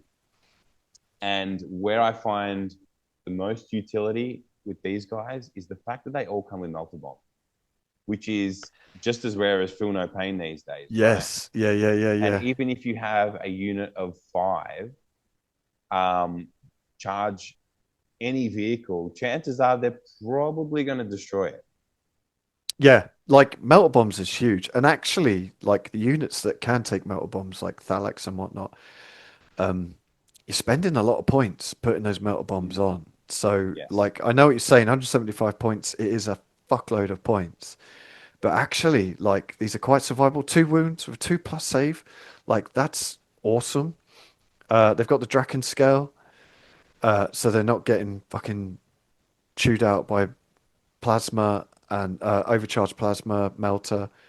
Yep. Um, and then their Yeah. So pyroclast. they're keeping their two wounds more often than Yeah, not yeah, with the yeah. Dragon And scale. honestly, Great. I found with my veterans that like you've got to put some dedicated fire into shifting them. Yeah. Like it takes a little while, especially like a 2+ save as well. That yeah, It's really great. good. So the Pyroclast Flame Projector, it has two firing modes. You've got Dispersed and Focused. So Dispersed is template, one shot, strength 6, AP 4, damage 1, panic 1. So it's basically a heavy flamer with panic 1, really, isn't it? Hmm. Which is pretty good. Strength And 6 though. yeah, strength 6. Yeah, yeah. So you're wounding most things on twos. Yeah. It's great. Uh, Yeah. unless you're fighting against other salamanders. Hmm. Uh, Threes. and then and then they have the focused fire mode, which is 12-inch range, one shot, strength 8, AP 2, damage 2, melter 6. Like that's fucking brilliant. Like that's so Yep. good. Like these are such a good like anti tank unit, but also like if they just find themselves in front of that elite Terminator squad, it's like fuck it, just throw some focused into them. Exactly. Strength 8, AP 2, damage 2. You're going to chew through Terminators, elite units. Like I really like these, but I totally agree. They are a massive points investment. Um, Mm. but I do One like thing these. that's one one thing that's probably worth noting too is that they're not heavy. Yeah, So yeah, yeah. like I ran a couple of games with them just on foot, and Right. because they do have the ability to rush, they can still apply pressure Yeah, yeah, yeah, in certain sort of yeah. areas of the battlefield. I mean, Um, honestly, with I with would stick additional these in movement, rhinos. yeah, oh yeah. I If I you can have a delivery for them, that's yeah, yeah. perfect. Or drop pods. Oh. If you have the ability to assault with them, then they have it almost like a two-pronged attack, right? Because they can come out of the transport, they can melt a gun or flame something, Yeah, then they can yeah, use their yeah, melter yeah. bombs in combat and go blow up a tank, Yes, yeah, yeah, actually, yeah. right? So they Yeah, become like this really like two-prong attack sort of yeah, unit. Um, getting something like that to happen more often than not is quite tricky. yeah, Um, but I'd say like if you're well practiced with a unit of pyroclast, you can definitely get work done with them. Just be wary of the points investment; they are expensive. yeah, yeah. I'd be tempted to run a couple of 6-man squads, stick them in rhinos, and just like charge them at your opponent's super heavy or you know um land raiders or whatever you just want dead. But yeah, let us know if you've used these, how you're getting on with them. I really like the look of these, but yeah, they are a big points investment. They're Um, also shock assault as well. And for me, when I'm writing lists, shock assault is always a weird one. it's a yes, because you've only got two That's where slots to you've got choose, have Legion you? standard Legion Terminators are in shock assault. Yeah, yeah, And how yeah. many people are taking just standard weapon skill 4 Legion Terminators? I don't think many people are, No, no. right? So the way you're Yeah, kind of getting this in is either shock assault detachment just for them or a logistical benefit. yeah, yeah, Unfortunately, it's kind of hard to get them into a list, yeah. logistically speaking.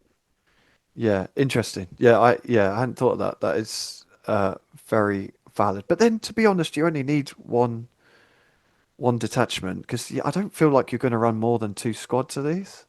Mm, yeah, yeah, Really? yeah. Like but yeah, it's something to think about. Yeah, interesting. And up next, Legion Inducti. So these are a troop slot. These are interesting. So it's 100 points for 10. You can take up to 10 more for 9 points each. Or and you can turn one inductee may be replaced by an inductee master for plus 15 points. So these are like the only legion that you can basically stick a veteran in. Like you've essentially got a sergeant in the inductee squad. Yeah, it's really cool. So the inductee stats are move 7, weapon skill, ballistic skill, strength, toughness 4, 1 wound each, initiative 4, 2 attacks each, leadership cool 7, willpower intelligence 6. They got a 3 plus save, and then the master is weapon skill 5, and he is leadership cool 8, willpower intelligence 7. So I really like these. Like as soon as I saw it, I was like, that's actually pretty cool. Mm. The weapon skill 5, just a cheeky weapon skill 5. They got 2 attacks each. Their special rules, they got Vanguard 2, they got Wargear of Heroes. So if you inflict at least one unsaved wound in combat, you gain +1 combat resolution, which It's like anyone, having an extra Vexilla in there, right? yeah, like anyone who's done any sort of close combat will know it's all about combat resolution. So that is actually really good. They come equipped with bolt pistol and chain swords, and any model may swap that for heavy chain sword. 1 in 5 may take a sergeant melee weapon, and 1 in 10 may take a disintegrator blaster, flamer, or melter gun, which I don't hate either. Just chuck in a Well, that's cheeky quite one of cool, them. right? Cheeky melter Yeah, gun hitting yeah, your yeah, yeah. unit, like that. You don't really get the opportunity to take that It, in any unit, really, no, yeah, let yeah. alone a troops unit. Um, So and then their they can take. versatility goes up in that regard. Yeah, yeah, I love that. Yeah, just a cheeky. I mean, 9 times out of 10, it'll do fuck all, but every once in a while, it'll be an absolute game changer. It'll just do Mm, something that you're like, fuck yes, that's amazing. And yeah, then they can obviously take like Vexillas and Nunciovox and all that good stuff. I really like these. I think they've got some play. Yeah, I they're ha quite cheap, right? yeah, And yeah, what they're good at is pretty much bullying anything that is similar to them in stats profile, because that yeah, master, if he's well equipped, yeah, he'll be the one that earns you the combat res yeah, yeah, yeah, in most of those fights, right? yeah, yeah, yeah, And the fact that you get the +1 is just an added bonus. yeah. They are Vanguard too, and a lot of the Salamanders units already have Vanguard. Right. Yeah. So just be conscious of that, um, because unlike the spoilers, these guys have the Vanguard. Yeah. Um, so it's going to be one less line unit It that it you is a take in shame. there. It is a shame. But I if you have a delivery where these guys can pick and choose their combats and bully those units that are kind of around their same benchmark stats wise, yeah. um, you're probably going to get the chockies in each Yeah. fight. Yeah. And having that Vanguard, it might just come up, right? Especially if you've got multiple units of these. Yeah, yeah, definitely. And Yeah. one good thing about Inducti now is that they can actually be taken as your troops, whereas last Yes. edition they were Yeah, yeah. support squad. Remember? Yes. Yeah, yeah, yeah, yeah. Yeah. So they couldn't be compulsory, but now just have at it. You can just run your Inducti if you want to. Plus doesn't the I think the artwork has the inducti with the orange helmets, doesn't it? Which I think I think looks that quite the cool. studio painted it, with orange Oh, is helmets. it? Yeah, I quite like that. That looks quite cool. Yeah, I Yeah, like these. I had to look for all the other legions and be like, yeah, no one else kind of gets a sergeant. Just these guys. And I like the fluff behind it is basically like the inducti get a veteran to kind of look after them, which I mm, quite, that's very like Legion-esque, it's like mm. you're all dickheads, but here's this guy to look after you. Like, Yeah, I, he's the minder. yeah, yeah, yeah, He's the guy driving the bus for you, fucking. you fucking idiots. Yeah, I do quite like that. Like that's very kind of Salamanders esque. Like, yeah, you mean fuck all to us, but we're still going to look after a little bit. Yeah. Now get in there and kill those people. Yeah, I like that. So now we're on to a legacy unit, so adherents. So these are a Legion troop slot. 85 points for 4 adherents and 1 advocate. 15 points for additional adherents. You can take up to an extra 5. Their stats are movement 7, weapon skill, ballistic skill, strength, toughness 4, 1 wound each, initiative 4, 2 attacks each, Leadership 8, cool willpower, intelligence 7, and a 3 plus save. And then the advocate is exactly the same, except he has cool 8. Um, their special rules, they again, Vanguard 2, they have Creed of Flame. Any flame weapons gain the assault trait and can be used in volley fire. And when used in volley fire, they ignore the effects of the limited X special rule because they all come armed with combi flamers, bolt pistols, and Yep. chainswords.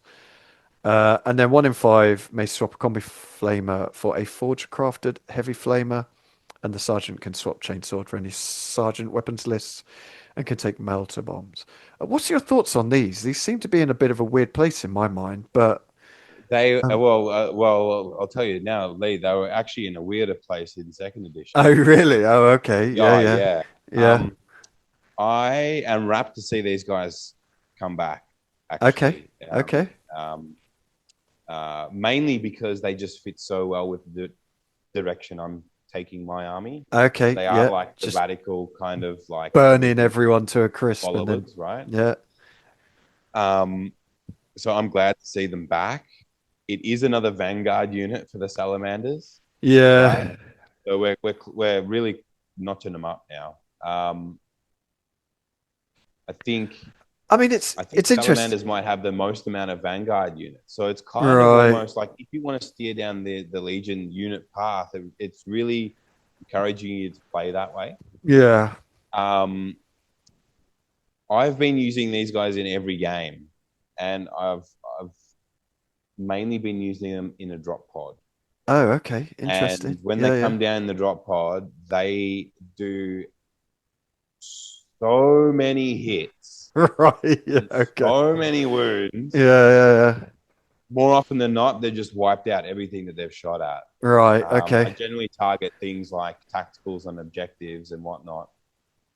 In my last game, I did something ridiculous. I did like 78 wounds to a tactical Oh, squad, mate.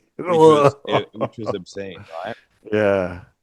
Yeah. Um, I mean, so I said these are in a weird it's place. a really quick and cheeky way to earn you the 2 Vanguard points. Yeah, And in yeah, most yeah. games I've played where I've earned the Vanguard, it's been these guys who have got me the points, interestingly Right, enough. interesting. I mean, essentially, rock up, flame something, and then if anything's left there, punch them in the face. But before you punch them in the face, you volley fire them with more fucking flame.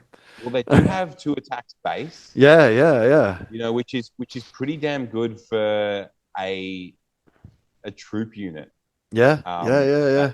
That's carrying a pretty decent shooting weapon. Yeah, yeah. Weapon skill 4 aside, obviously. Yeah, but you're throwing these The into tax ability squads, also aren't you? also the ability to fire that flame template on the volley as well is it's nuts. Yeah, I mean, you yeah. put these guys in an assault transport, get out, shoot something, and then go to charge. You're Yeah, yeah, that's the putting thing, isn't templates it? down twice. You So need they'll be them. lucky. They'll be lucky to be anything left besides charred remains. Yeah, interesting. Because So I they was can they thinking, can really dish it out if they're in the right spot. yeah, However, they are just standard 3+ Marines on the yeah, return. but they're cheap for what they are. Look, Um, they're pretty cheap. I mean, I'm the 10-man unit I'm running has the Vexilla. I think they've got either a Nuncio or an Augural yeah, Scanner. yeah, Um, the Forge Crafted Heavy Flamer. I'm also running in that unit as well because obviously it's extra wounds of Strength 5, but it's also Panic 2 yeah. Right, in yeah, yeah, case yeah, I wanted yeah, to try and rout a unit and didn't kill it fully. yeah. Um, It and is then I've generally just got my sergeant with a modest sort of loadout. But even then, that clocks in around 200 points for right. 10 men, Okay, yeah. I don't right? think So they're that's not bad the for the cheapest units damage. going around. The potential damage they're putting out though is like you say, you literally just Yeah. told me they did like 71 fucking wounds or Oh, whatever it was. it was nuts. Yeah, yeah. It Um, was it was but it is absolutely nuts. interesting what you say because I was thinking like stick them in a rhino, drive them up, get out. But if you do that, then they're making a disordered charge, and then they can't volley fire, can they? So yeah, you do need to think about how you're running these guys. Yeah, I mean, But you obviously you'd need to put him in an assault transport to get the volley yeah, off. yeah. But even if you just But drove it them like up, you could stack these guys with the prime advantage of six plus feel no pain too. yeah, yeah, yeah, yeah, You know, just to sort of increase their longevity. But I mean, once they shoot their combi flamers, they've kind of blown their load. yeah, Um, yeah. you know, so they are that sort of like one and done One trick, yeah. unit.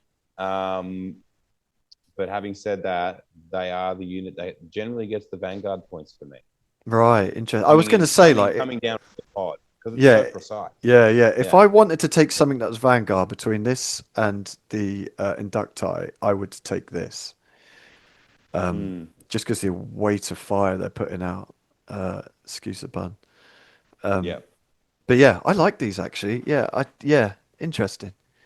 Yeah, no, they're pretty cool. I think they'll be a mainstay in most of my lists. Yeah, interesting. Yeah. And then we've got Sanctifiers, which is another legacy unit. So this is a Legion support slot. So 90 points for 4 Sanctifiers and 1 Consecrator, and then 16 points for each additional Sanctifier. You can take up to an extra 5. So their stats: Sanctifiers are movement 7, weapon skill 5, ballistic skill strength toughness 4, 2 wounds each, initiative 4, attacks 2, leadership cool 8, willpower intelligence 7, and a 3 plus save.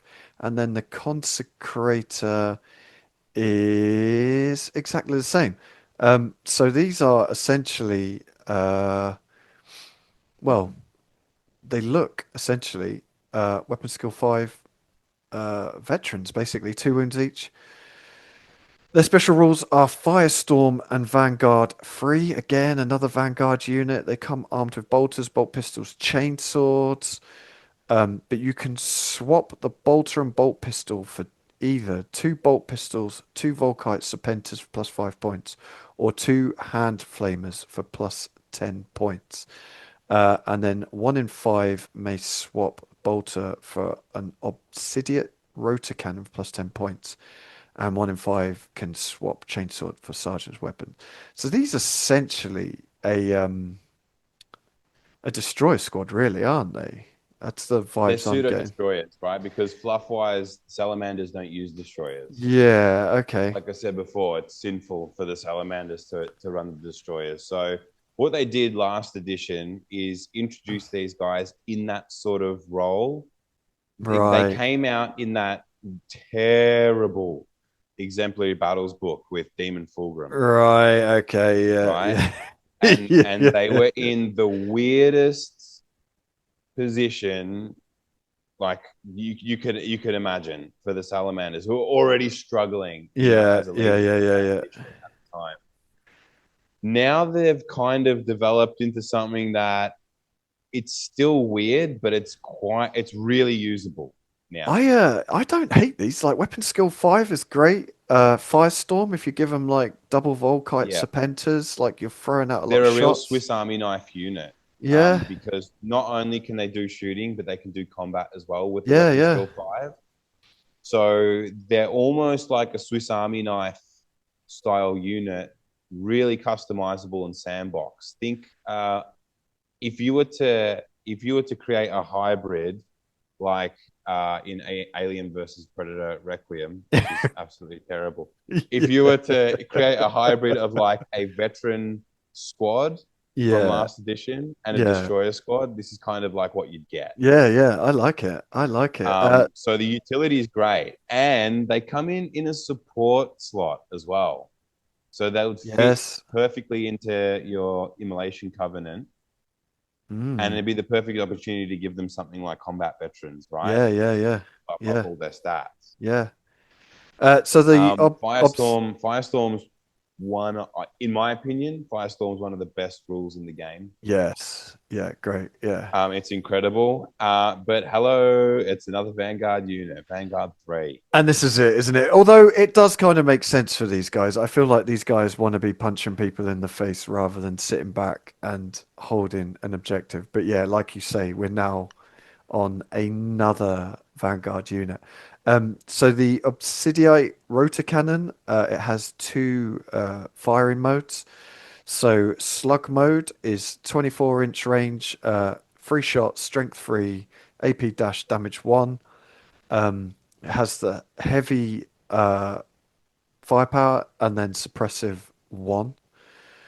And then the second mode is Obsidiate round, which is range 18, 2 shots, strength 3, AP 5, damage 1, heavy FP, overload 1, breaching 6 plus, critical hit 6 plus. Um, I don't hate I that. think personally, I think these are a little bit of a trap, and you're an Yeah, idiot if you take one. I would. In the I mean, honestly, I would just go for all Volkites. Just give them all Volkites and chainswords and go well, funny fucking you say nuts. that, Lee, because they're in my list. There you go. I did consider them two ways. Like I had built a whole bunch of in that transition period between second and third. I built and converted. Like I spent so much time on them as well. I built Right. 20 veterans Yeah. they all had bolters and pistols and Yeah. combat weapons. And I'm like, yep, these guys are going to be my veterans. I'm going to be able to do combat and whatnot. The rules dropped. You can't run assault veterans without jump packs, so they completely got fucked. And I'm Right. like, what Yeah. am I going to do with this unit until the legacies dropped? And I'm like, oh, what a perfect opportunity to represent them as sanctifieds. Like that will work. And then I was kind of in a dilemma of, well, how do I get these guys into a list, and you know what's their role going to be? And they kind of got squeezed out until I Right. considered just running them all with twin Volkite Serpentis, which is Yes. insane. I mean, Yeah. like you're Yeah. Yeah. getting from a 10-man unit, you're getting 40 shots. Yeah. Yeah. And obviously they deflagrate as well Yeah. Yeah. Yeah. at Yeah. Yeah. strength 5. And then if they are coming out of the assault transport, have another 40 shots straight to the Yeah. face and Yeah. then the firestorm. And guess what? You don't Yeah. have to charge, Yeah. Oh shit. No, you don't, do you? You can shoot and then just stop, right? can't you? Yeah. So Fuck, I'd you got forgot that. two monster shooting phases Yeah. with that Yeah. unit if you can set it up right. Yeah. That'll Yeah. be completely devastating. So like this unit's great. I Mm. mean, it with all the upgrades and stuff, it does add up. I think they come in about 265 for a unit of Right. 10. So yeah, you want your delivery to be I pretty mean, good. again, it's another Um, unit that needs a delivery, really, doesn't it? Yeah. mm, Interesting. yeah, but because they got such devastating firepower, it does make best use of their Vanguard 3 as well. I feel anyway. Right. You can just shoot and obliterate a unit on the objective and get the points. Yeah. Yeah. Um, Interesting. but hey, look, if you needed to follow up for whatever reason, you can because the weapon skill 5. Yeah. I They've mean, got that's what I was going to chainswords. say. They've Like you got say, chainswords. yeah. They're the only unit, or not the only unit, but one of only a few that actually come with a bolter, a bolt pistol, and a And chainsword, chainsword. Yeah. like an old Yeah. school sort of first and second edition loadout. Yeah. Yeah. Yeah. So like they got a lot of utility. Um, I love, oh man, I really like these. I think a Oh, cool and one modeling major opportunity thing, as well. another major thing, right? They can all take multi bombs as well. Oh shit. Oh, we didn't write that down. Yeah. Oh, So really? I'm running Oh, them with multi fuck. bomb, Yes. which makes them insane. Yeah. Sold. Sanctifiers for the win. How have you painted them? Have you painted them green or are you going black like destroyers or? They're currently unpainted. Oh, Oh, the oh, fuck. shame. No, no. You heard it here first, people. I think they're just gonna be my standard scheme. Like I've got a Yeah. lot of black already incorporated into my Yeah, scheme. yeah, okay. More than Yeah. usual. So yeah, I think I'm just gonna keep them sort of like the standard scheme. The adherents are the ones that I'm gonna go a bit more Right. alternate on, Yeah, yeah, yeah. only because they're like the most crazy zealot Right. ones, right? Interesting. Man, I really like these. Yeah, some good shit here. Here he is then. Cassian Dracos Yes, the big man. Reborn. So again, a legacy unit.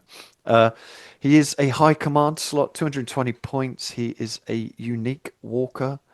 His stats are movement 6, weapon skill, ballistic skill 5, strength toughness 7, 8 wounds, initiative 3, 4 attacks, leadership cool 12, willpower 6, intelligence 8, uh, and he has a 2+5+ save.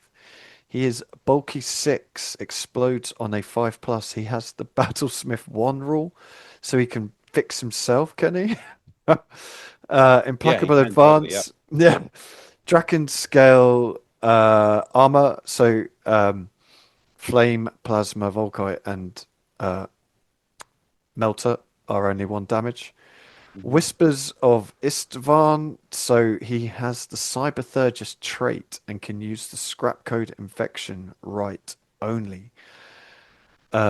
And for the purpose of this right, Dracos counts as having the heterodox trait, despite not So being that sounds really created. complicated. Last edition, it had much more of an effect. His cyberthurgy. Right. This edition, it only works against enemy Mechanicum. So unless you're Yeah. playing Mechanicum, it's not going to come up. Okay. I did have a quick read of it and I was a bit like meh. The Yeah, trouble it is is completely it's messed up. so it's the scrap code infection. Now the Yeah. trouble So essentially, what it will do, like if your automata has a cyberthurgic status on it, like a fortify or a yeah, guide, yeah, yeah, yeah. right? That'll Yeah. basically knock that buff straight off them. Yeah, so it gains the null effect. The trouble I mean I immediately looked at it, I'm like he's intelligence 8 and this is a Yeah, not difficulty great, 3 to right? get off. So he's going to be 5s just to get it Yeah, off if he can see the yeah. unit. Like and then if he can't see the unit, you're 4s. Like the chances of getting it off alone are Yep. quite More of are like a quite hard. fluff-based sort of Yeah, rule for a little bit of flavor. I do like it. It's I do really like not it. going to come up. No. Which is a shame because I like where they've gone with it. But Mm. yeah, I just feel like you'll probably I just mean, I never mean, bother. the most utility you're going to get out of that sort of mech stuff is his battle skill, which he Yes, never yeah, used to yeah, have. yeah, yeah, yeah. So he comes armed with paired Gravis Power Fists and 2 forge crafted heavy flamers. Um, Mm. so have you been running Cassian Dracos, or is this Not in something the games you? I've played so far because Right. he's still unbuilt and on my shelf in pieces. Okay. But I definitely will be, and I've got him included in my lists coming up. Um, I mean, if you choose to take him, you immediately awarded all the style points Yeah, possible. yeah, And like I think he's probably the only dreadnought with weapon skill and ballistic skill 5 these days. I think the Maragal's weapon skill 5, yeah. is I it? don't know off the top of my head, but yeah, I think it it's is. few and far Um, between. yeah, but no other dreadnought has got weapon skill 5 in the game, which No. immediately makes him stand out. Um, I mean, the the irony is he's got ballistic skill 5, but he's got 2 heavy flamers. Yeah, So, of course. He's um, also tougher than your standard box dread, yeah, fuck yeah, yeah, yeah, yeah. He's which is basically super Contemptor with interesting. more And wounds. Yeah, he's got 8 wounds. yeah, yeah, yeah. Like he's Um, yeah, which is two more than a contemptor, right? yeah, yeah, But yeah, he's yeah. still only he's but it's important to note he's still only bulky 6, even though he's got the 8 wounds, which means that Oh, so when he does he go can go into bang. something like a dreadful, Oh, interesting. Yeah, and yeah, yeah, right? yeah. Which Okay. then makes him Yeah, yeah. sick as fuck. I mean, this is the thing, isn't it? He's got 2 power fists and 2 heavy flamers, so he's movement 6. He's going to be waddling along. He's not heavy though, is he? He's not heavy. No. But Correct. he He's not. needs to. He wants to be fucking punching things in the face, doesn't he? Yeah. You want to be Yeah. getting them in as quick as you can. If you've only got a four turn game, you don't want to be waddling across the battlefield. Yeah. You want to just With the paired Gravis Fist as well, he bumps up to 5 attacks. yes, yeah, yeah, yeah, yeah, Which is great. I mean, yeah. leadership 12, great. Cool 12, excellent. I mean, so if you do have another character with the command subtype, you can use that cool 12 from him on Yeah, something like a Nuncio, right? yeah, You just need the command unit to do so. Um, but he's not a command himself, right? So that's important to note. And being high command, he doesn't have Master of the Legion, meaning that even though he's Oh, a high command choice, he's not right. giving you the extra reaction, Yeah, okay. right? So he does come with a couple of drawbacks. So, yeah, that's interesting, isn't it? So this is I can't think what the fucking thing's called, but this is you can use a prime that lets you take a high command, but basically they aren't allowed to take any like detachments, are they? I can't What's that think special what's assignment? yes.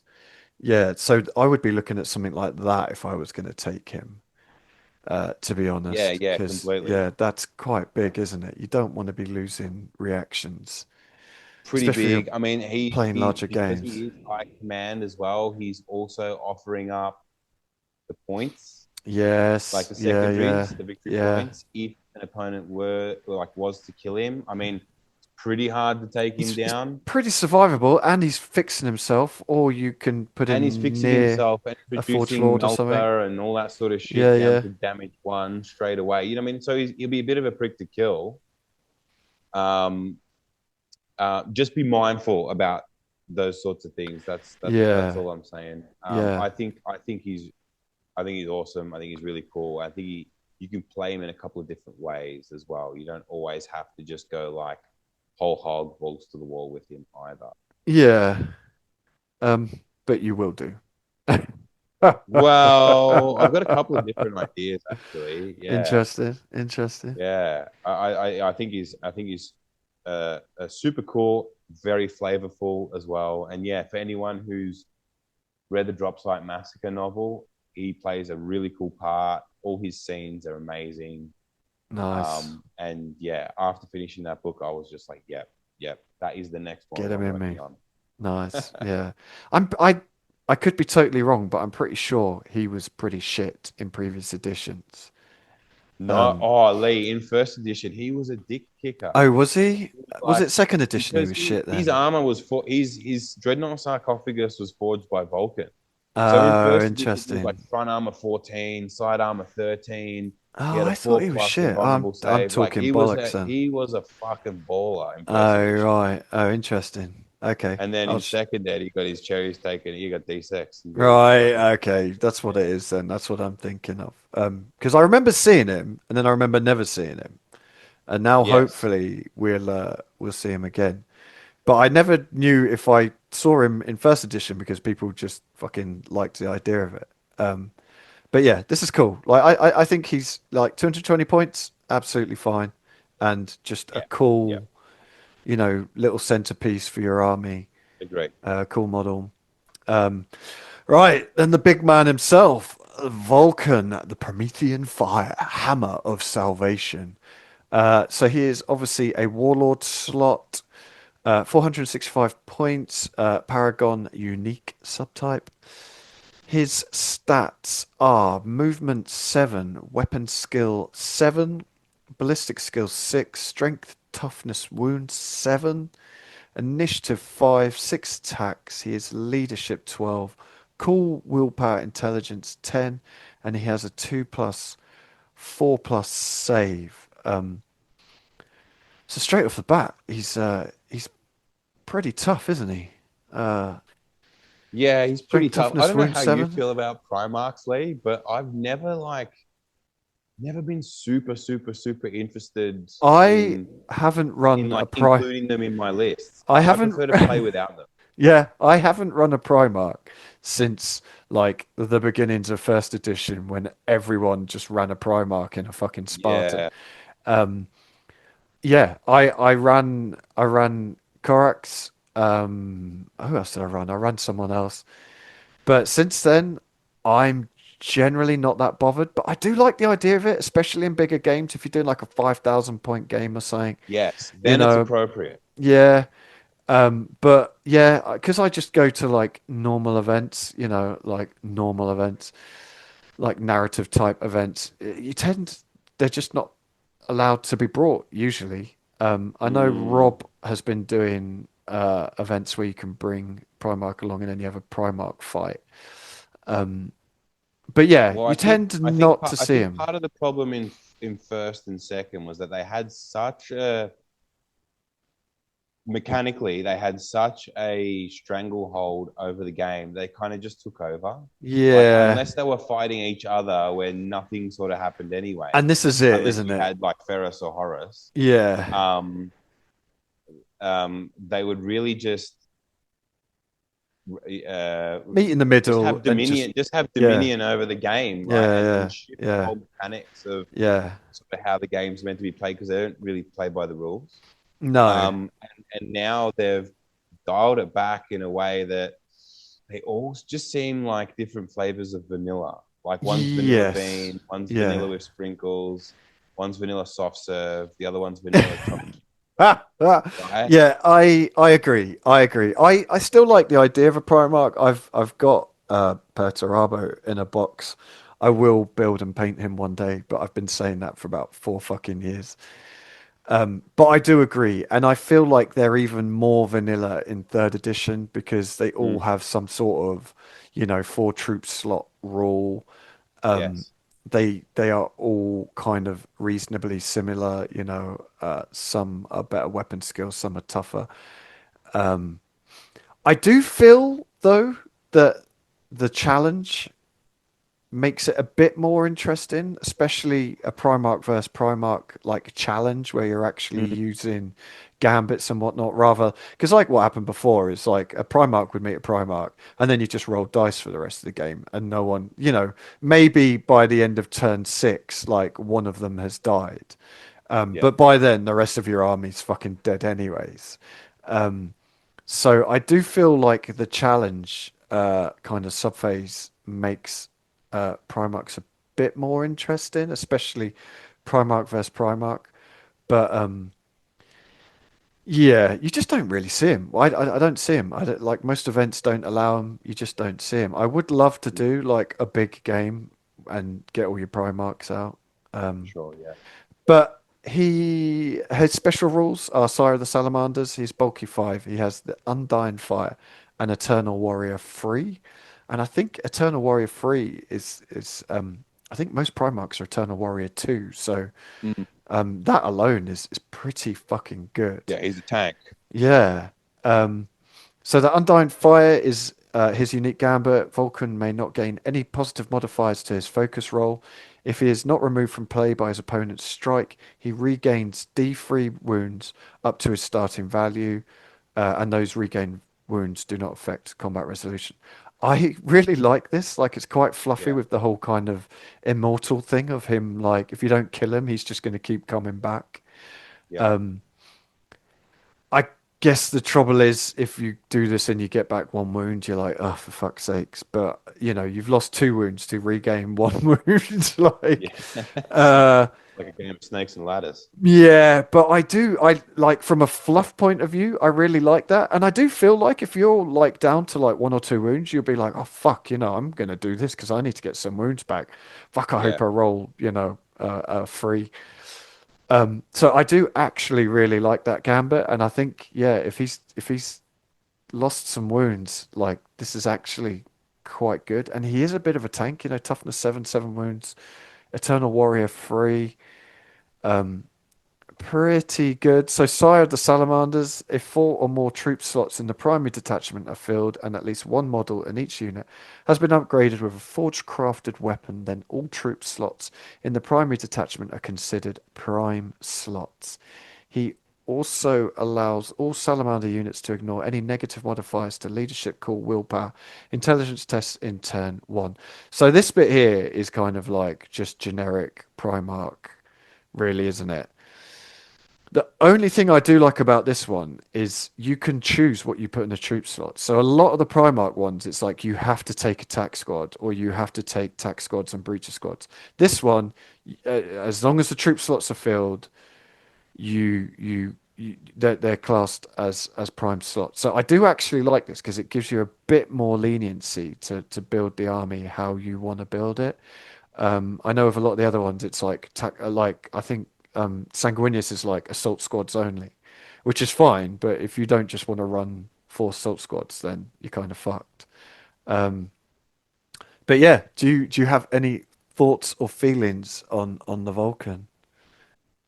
Um, I just want to touch on those 4 troop slots. I think this would be the perfect opportunity to have the 4 lots of Feel No Pain 6+ Yes, yeah, yeah, yeah, yeah, across units, because yeah, then all yeah, of a sudden it's not just one unit, it's majority of your army now becoming 16% more survivable. yeah, yeah, yeah, yeah, yeah, So yeah. I Agreed. think I'd love to see that. Yeah, yeah. That's yeah. I hadn't even thought about that. Yeah, that's they're all just similar, aren't they? Like it's like the Iron Warriors Yeah. one is you can just make them all expendable. It's which is Mm. great, but it's What I yeah, will say about Vulcan, the model, I think it's still in my top 3 Primarch yeah, sculpts. It's agreed. amazing. It's held the test of time, hasn't it? Yeah, It's there's amazing. I love the whole composition, the silhouette of it. yeah, It's amazing. Yeah. yeah, yeah. And oh god, now my computer's stopped. So he is armed with the Furnace's Heart and Dragon's Breath Gauntlet and Dawnbringer. So Dawnbringer is initiative attacks base +2 strength, AP2 damage free, critical hit 5 plus, and armor bane. So again, that's obviously fucking amazing. Yeah, it's great. But most Primarchs are at least Eternal Warrior 2. So if you're in a fight with a Primarch, you're only really going to be doing 1 damage a turn. But critical hit 5 Mm. plus also is fucking great. What is his? Yep. So he's strength 7, isn't it? So strength 9. Is he strength 7? Yes. Yep. So yeah, that's fucking insane. And then his shooting attacks, he's got Defender's Heart, which is 18-inch range. 1 shot, strength 7, AP2, damage free, panic 1. That's fucking brilliant. It's Uh, pretty good. It is only 1 shot, but yeah, if you can be a bit plucky and just take a Terminator off or something like that, yeah, right? Or yeah, a Sat yeah. 9 or something. And then Dragon's Breath Gauntlet, template, 1 shot, strength 6, AP4, damage 1, panic 2. So yeah, strength Yeah, that's cool. 6. Heavy flamer basically, isn't it? Yeah. I Mm. like these. I like the damage free is yeah. You're gonna fuck something up. Um, and then a cheeky panic test at the end. Yeah. So yeah, Yeah, he's like pretty yeah, cool. I feel the same as you. Like Primarchs are cool. You just don't really see them anymore. Um, but I will say I do think the whole kind of challenge thing makes them a bit more interesting if you get a kind of Yeah. Primarch versus Primarch fight happening in the middle of the battlefield. That looked pretty cool. Um, but yeah, right. So what we will do is we'll have a quick break here, and then when we come back, we'll go through your lists. Uh, all right, Sounds good. cool. It's time to upgrade your battlefield with Sacrus Mundus terrain. Sacrus Mundus sculpt breathtakingly detailed and varied terrain that will bring your games of Horus Heresy to life. From the ruined cities of Armoria to the jungle vestiges of Lintrath, Sacrus Mundus design immersive battlefields for any type of tabletop wargaming experience you desire. Find their extensive terrain collections online right now. Right, welcome back. Hope you enjoyed that short break. We've just been talking about the ridiculous amounts of coffee we consume to deal with children. Not Uh, ridiculous. okay, Suitable. suitable, potentially toxic, but suitable for dealing with kids.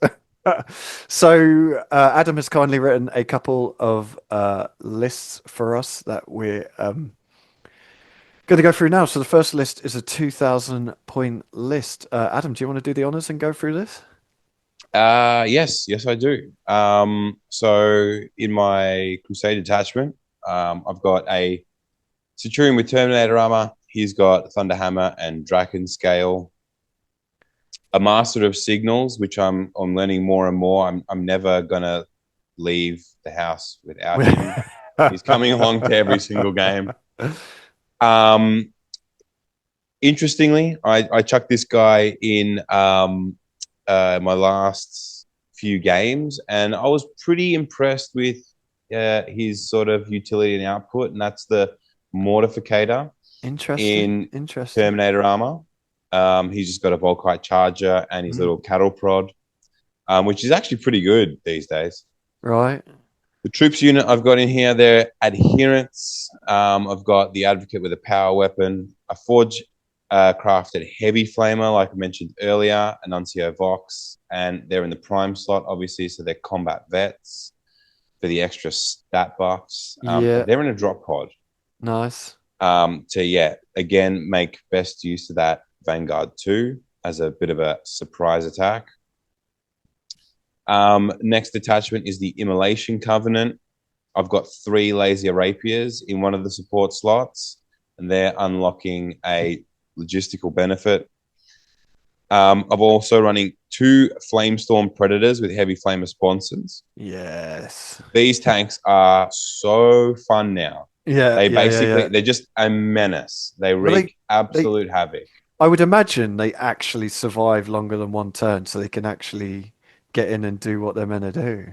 They're not too bad, and because people do underestimate their output as well, Yeah. it's a little bit shocking sometimes. That's So so fucking these cool. guys are just designed to just get in the face, be super aggressive. I really don't care if they die. Yeah. Just be super aggressive, panic units Oh away from man, objectives, I off the fucking love board. this. And they also actually put out a fair amount of wounds too, because obviously now the flame templates come out of the hull. All Yeah. right, Yeah. not the weapon. So, one other really great benefit of running the heavy flamer sponsons on there is the fact that you can split the sponsons off and split fire the whole tank. Yeah. Which would force a normal tank to snap fire everything, but because Yeah. they're flamer templates, they get Don't give a around that. shit. Yeah. Right, so you're just Cool. putting templates down everywhere from every corner of the hull. Nice. And making the most of what they've got. So I'm running a pair of them. Oh, you make me want to do And flamer tanks now. the logistical benefit from the rapiers there unlocks a unit of 5 fire drakes. Yeah. They're just naked bare bones, hammers and shields. I've got an armored support there with a Kratos. I'm running the Volkite on the top and auto cannons on the shoulders. Yeah. And Volkites on the sponsons. Okay. In all my games now, like I've heard people say that the Kratos is a bit up and down or a bit unreliable. Yeah, I have heard differing stories. Yeah. My Kratos has put in work every single game, and it's probably my most consistent unit in terms of output and damage. Are you shooting it at something like, are you just going after like tac squads or just everything and anything? Like what? Usually tac squads, Terminators as well, because there's a lot of damage too. It's stable, that really helps. Yeah. Even things like land speeders. They do a really great job of removing. Right. And funnily enough, Castellax too. They make a mince of Castellax. Oh, interesting. Yeah. So I found that just like a really great cornerstone unit for the force. Right. And having the mortificator in the list too, he can just run up behind it and battlesmith it. He's got really high intelligence. Yeah. And he's really good. He comes with the servo arm and whatnot. Right. Okay.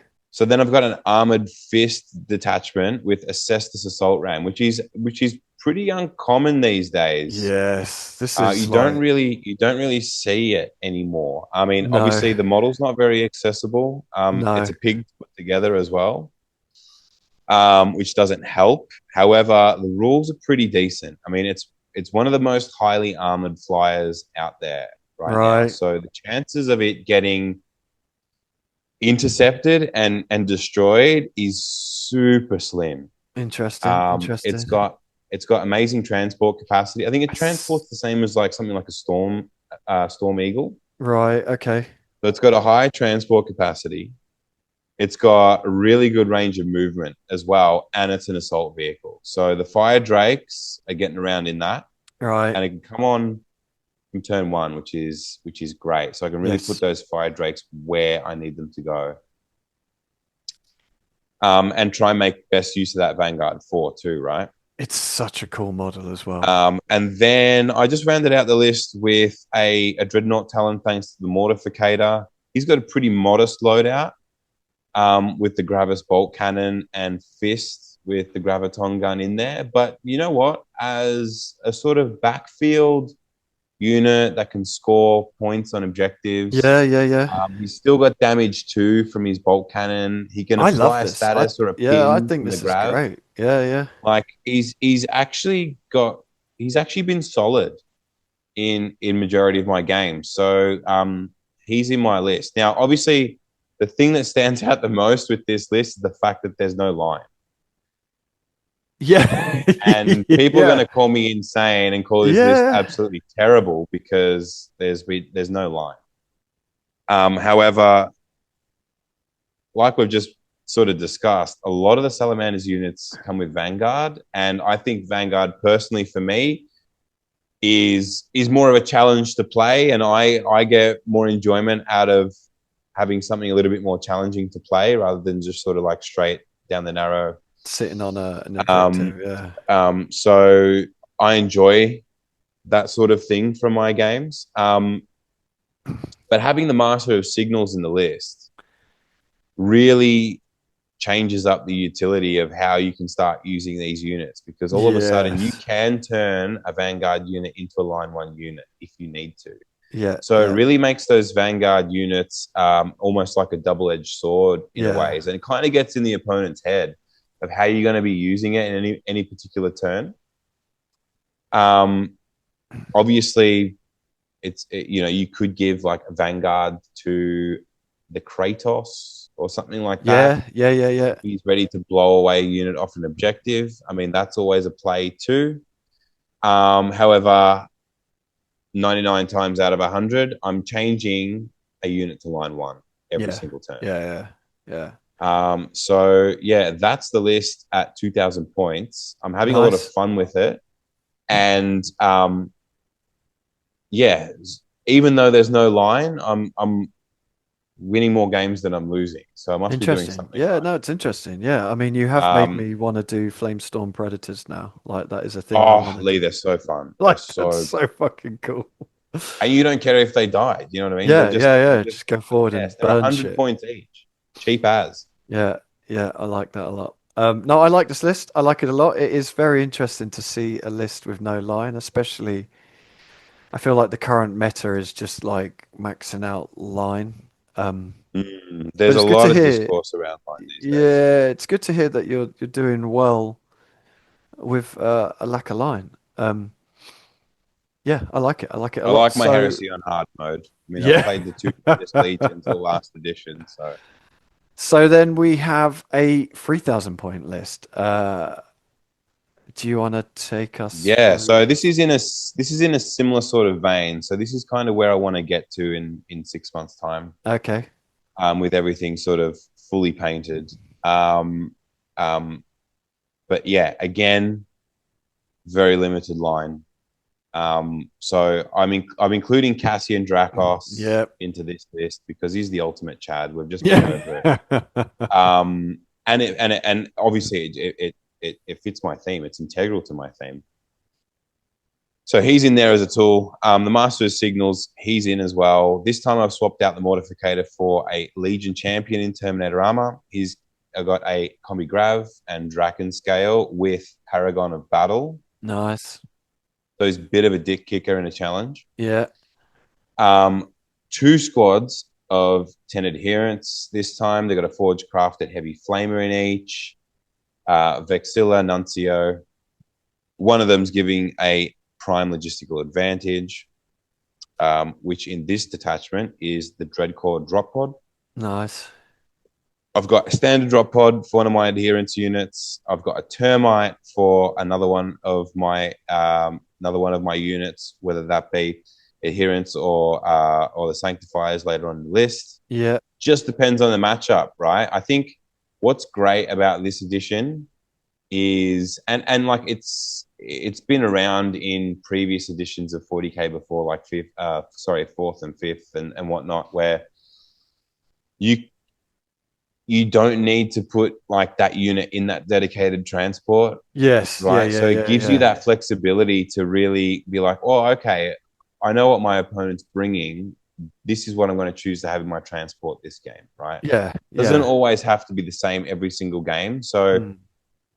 I think that's where maybe some of the utility in this list might come out, is that flexibility and sort of the changing up on the fly of sort of how to do things and how to use Yeah, things. it's interesting, isn't it? Because I am still in that kind of dedicated transport. I get in my head, right, that unit's with that, Yeah. and that's just how I'm going to run the Every list. single list I share to someone, they're like, well, so what goes in the transports? So I'm like, whatever I well, want. fucking anything I choose. Yeah, It yeah, depends who I'm playing, yeah. No, right? I like it. Yeah, it's yeah. So that's the plan, really. So I'm pretty loose with what goes in and what goes out. Mm. This list, Cassian Dracos, is going to be in the Dreadclaw. So I can really put him where I want him to go. Nice. Again, with the Immolation Covenant, 3 Rapiers, they're in. I find them pretty consistent in all my games as well. Yeah. 2 Flamestorm Preds, they're back in the list. We've just been over them. And then I've got the Sanctifiers in there as well as the other choice. So these guys are going to have the prime advantage from the support slot with combat vets. Okay. Consecrator is going to have the Thunderhammer. They're all going to have the Volkite Serpentas, which we've been over thanks to their utility. A Vexilla, just in case they find themselves in any combats. The Nuncio for the cool. And Melter Bombs, of course, just to make him that really flexible weapon. Yeah. So these, Yep. just one thing with this. So the Sanctifier squad, how are they getting the combat veterans? Are they not being taken by the prime logistical? No. Sorry. So I think there's a typo in this Oh, list. okay. So that logistical So is not there. They're a yeah, support squad, are that they? prime logistical benefit's not in this Okay, list. yeah. Okay, The that's fine. Immolation Covenant unlocks 2 support. One of them is going to be the Las Yeah. That's Rapiers, and the fine. second is Yeah. going to be the Cool. Sanctifiers. No, So and the then they take the prime, I'm going to give combat veterans to the cool. Sanctifiers Yeah. here. That Then I've got an makes armored support. Obviously, the Kratos is back in, and yeah. I'm running 2 Arca de Bombards. Nice. Yeah. Which I think have quite a lot of play this edition. Yeah, definitely. Yeah. Bit of an ugly model, very Marmite. I see. I However, quite like it. I got plans to convert mine. It's going to be like not so offensive to look at. So I quite like it. I'm just waiting for him to come out in plastic, to be honest. That's what I'm even looking for. though the Graviton cannon is only 24-inch range, I think it's one of the best blasts that you could probably get It's for 20. list. How far can an Arquiter bombard? What's its movement? It's pretty Don't know off the slow. top of my I head. think it's Is it? movement 8 or something like that. So yeah, but then it's, they can move. Yeah, it's 8. But they can move the full 8 before they shoot. It's not like older editions where you're limited to like Exactly right. half movement and stuff. Yeah. I You're found, completely right. I mean, I used the Typhon this weekend and it's got a move 10, 24-inch range. Like turn 1, it's hitting stuff. Like it's just not a problem anymore, really. Like unless you Yeah. have a really, really busy table with loads of terrain, like they're hitting turn 1. Like they just are. Yeah. Everything's so much quicker now. I think yeah, I think really what like this list kind of wants for as well is some barrage ability. So being able to put down 2 templates that can take out Marines, can Yeah. comfortably take out Terminators, and that can apply pretty decent statuses onto things as well. Yeah. While not being affected so much by things like vehicles and medium terrain. Yeah. It's important. I think the list kind of wants for a bit of barrage in there, so that's why they're in the list. No, I like And it. they've Yeah. got the sponsored auto cannons just because I think sponsored auto cannons look amazing. Yeah. Fair enough. It's just cool as. Yeah. And then due to the Legion Champion, I've got a veteran cadre in there. That's where the Okay, Fire yeah. Drakes go, with the Forge Crafted Heavy Flamer, and then I've also got the Cestus in there too. Right. So really, depending on the matchup, I could choose to put the Sanctifiers in the Cestus and utilize that assault transport capability, which will allow the Firestorm and the second volley, Yeah. right? Yeah. Cassian Dracos doesn't have to go in the Dreadclaw. That's not his. Like, I'm perfectly fine to have him protect the back of the board. Right. Yeah. So, I mean, like, I can turn line 1 onto Cassian Dracos at the back of the board, and he can be the one protecting the Kratos and the Arcaders. Yeah. Not only that, Yeah. but because he's got the Battlesmith, he can also go over and repair them too. Yes. So he's a really good Yeah. babysitter, not just like this guy that just wants to be as deep as he possibly can into the enemy. No, I like that a lot. I think in this edition more than any others, like vehicles can move a lot faster. You know, there's less restrictions on movement. You really do need to protect your backfield now. You know, Yeah. a lot of So, I people are mean, an using opponent's going to rapiers be and stuff. wary of like approaching your backfield with a fucking dick kicking dreadnought with 2 panic flamers. His weapon skill 5. He's got so many wounds. Punches like He's going to be really, really tough to shift at the back of the board, and it also gives me an opportunity to protect those high command victory points I might be offering up for my warlord. Yeah. So yeah, true. Yeah. with this that is- list, like even though there's no line, I've kind of designed it in a way where I could really change it up on the fly depending on what the mission is, depending on what my matchup is, just to give different units different utility here and there. So Yeah. that's the idea behind it. No, I like it a lot. I do like it a lot. Yeah. You just got to build and paint it now.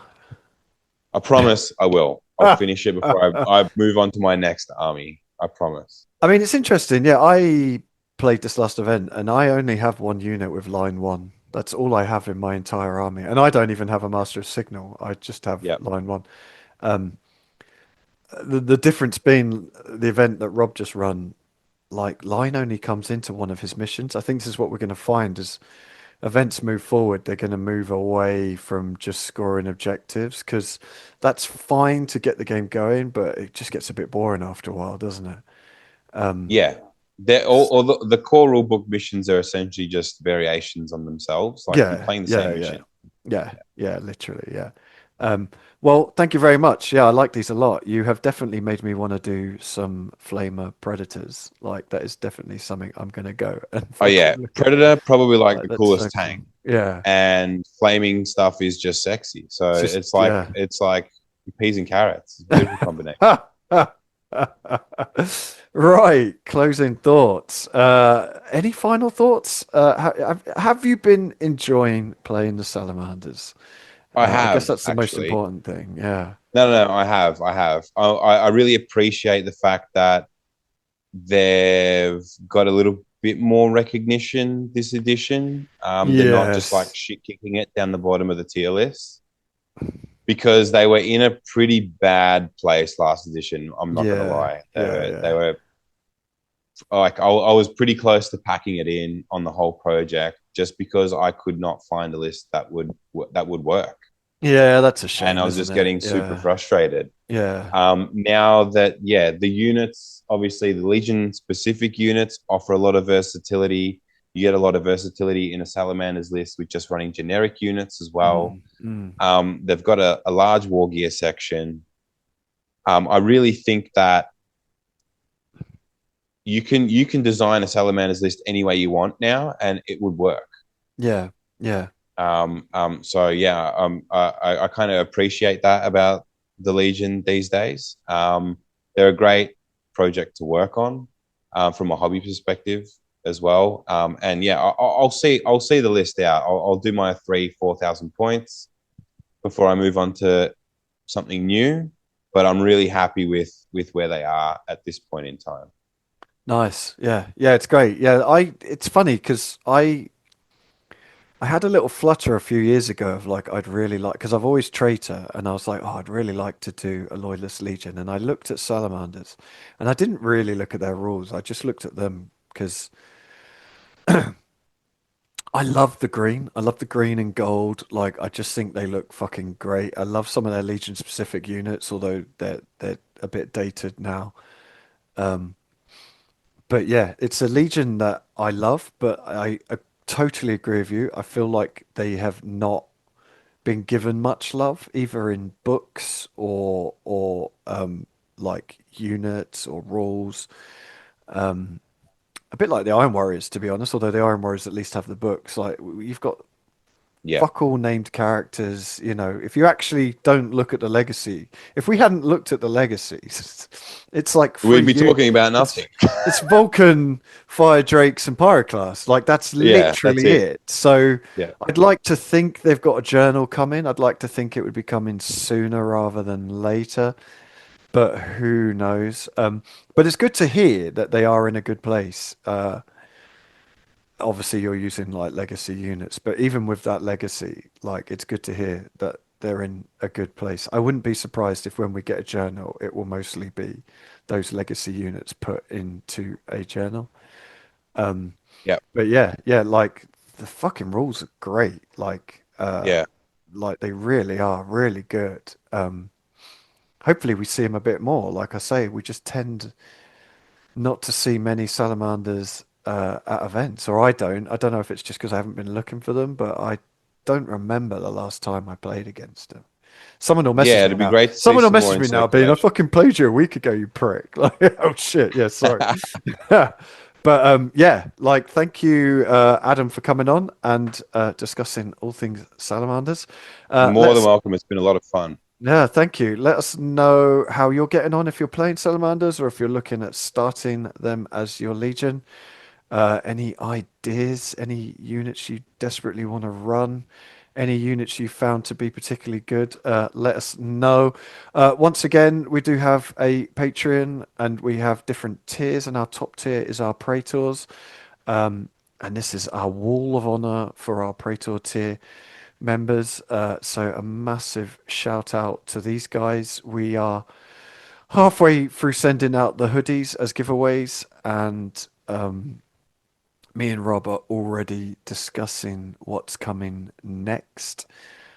Spoilers, it will probably, hopefully, fingers crossed, be something to do with missions because we appreciate that missions are lacking. But we are currently in discussions with different designers and whatnot. So that's all exciting. But yet, couldn't do it without you guys. So thank you for all your support. If you've got this far, give us a like, give us a subscribe. We do put this on podcast. Rob is away, so this is probably going to be a few days after we've recorded this as this comes out, but hopefully it should go on podcast the same day. If you have any questions, heresyhammer30k@gmail.com. We have a website, heresyhammer.com. Go and follow Powerfist on YouTube. Give them a listen and a like. Check out their Patreon, all the good shit. And that is it from me, I think. Thank you very much for listening. Hope you've enjoyed it. Cheers, Adam. I'll let you go to bed. Yes. See, see you later.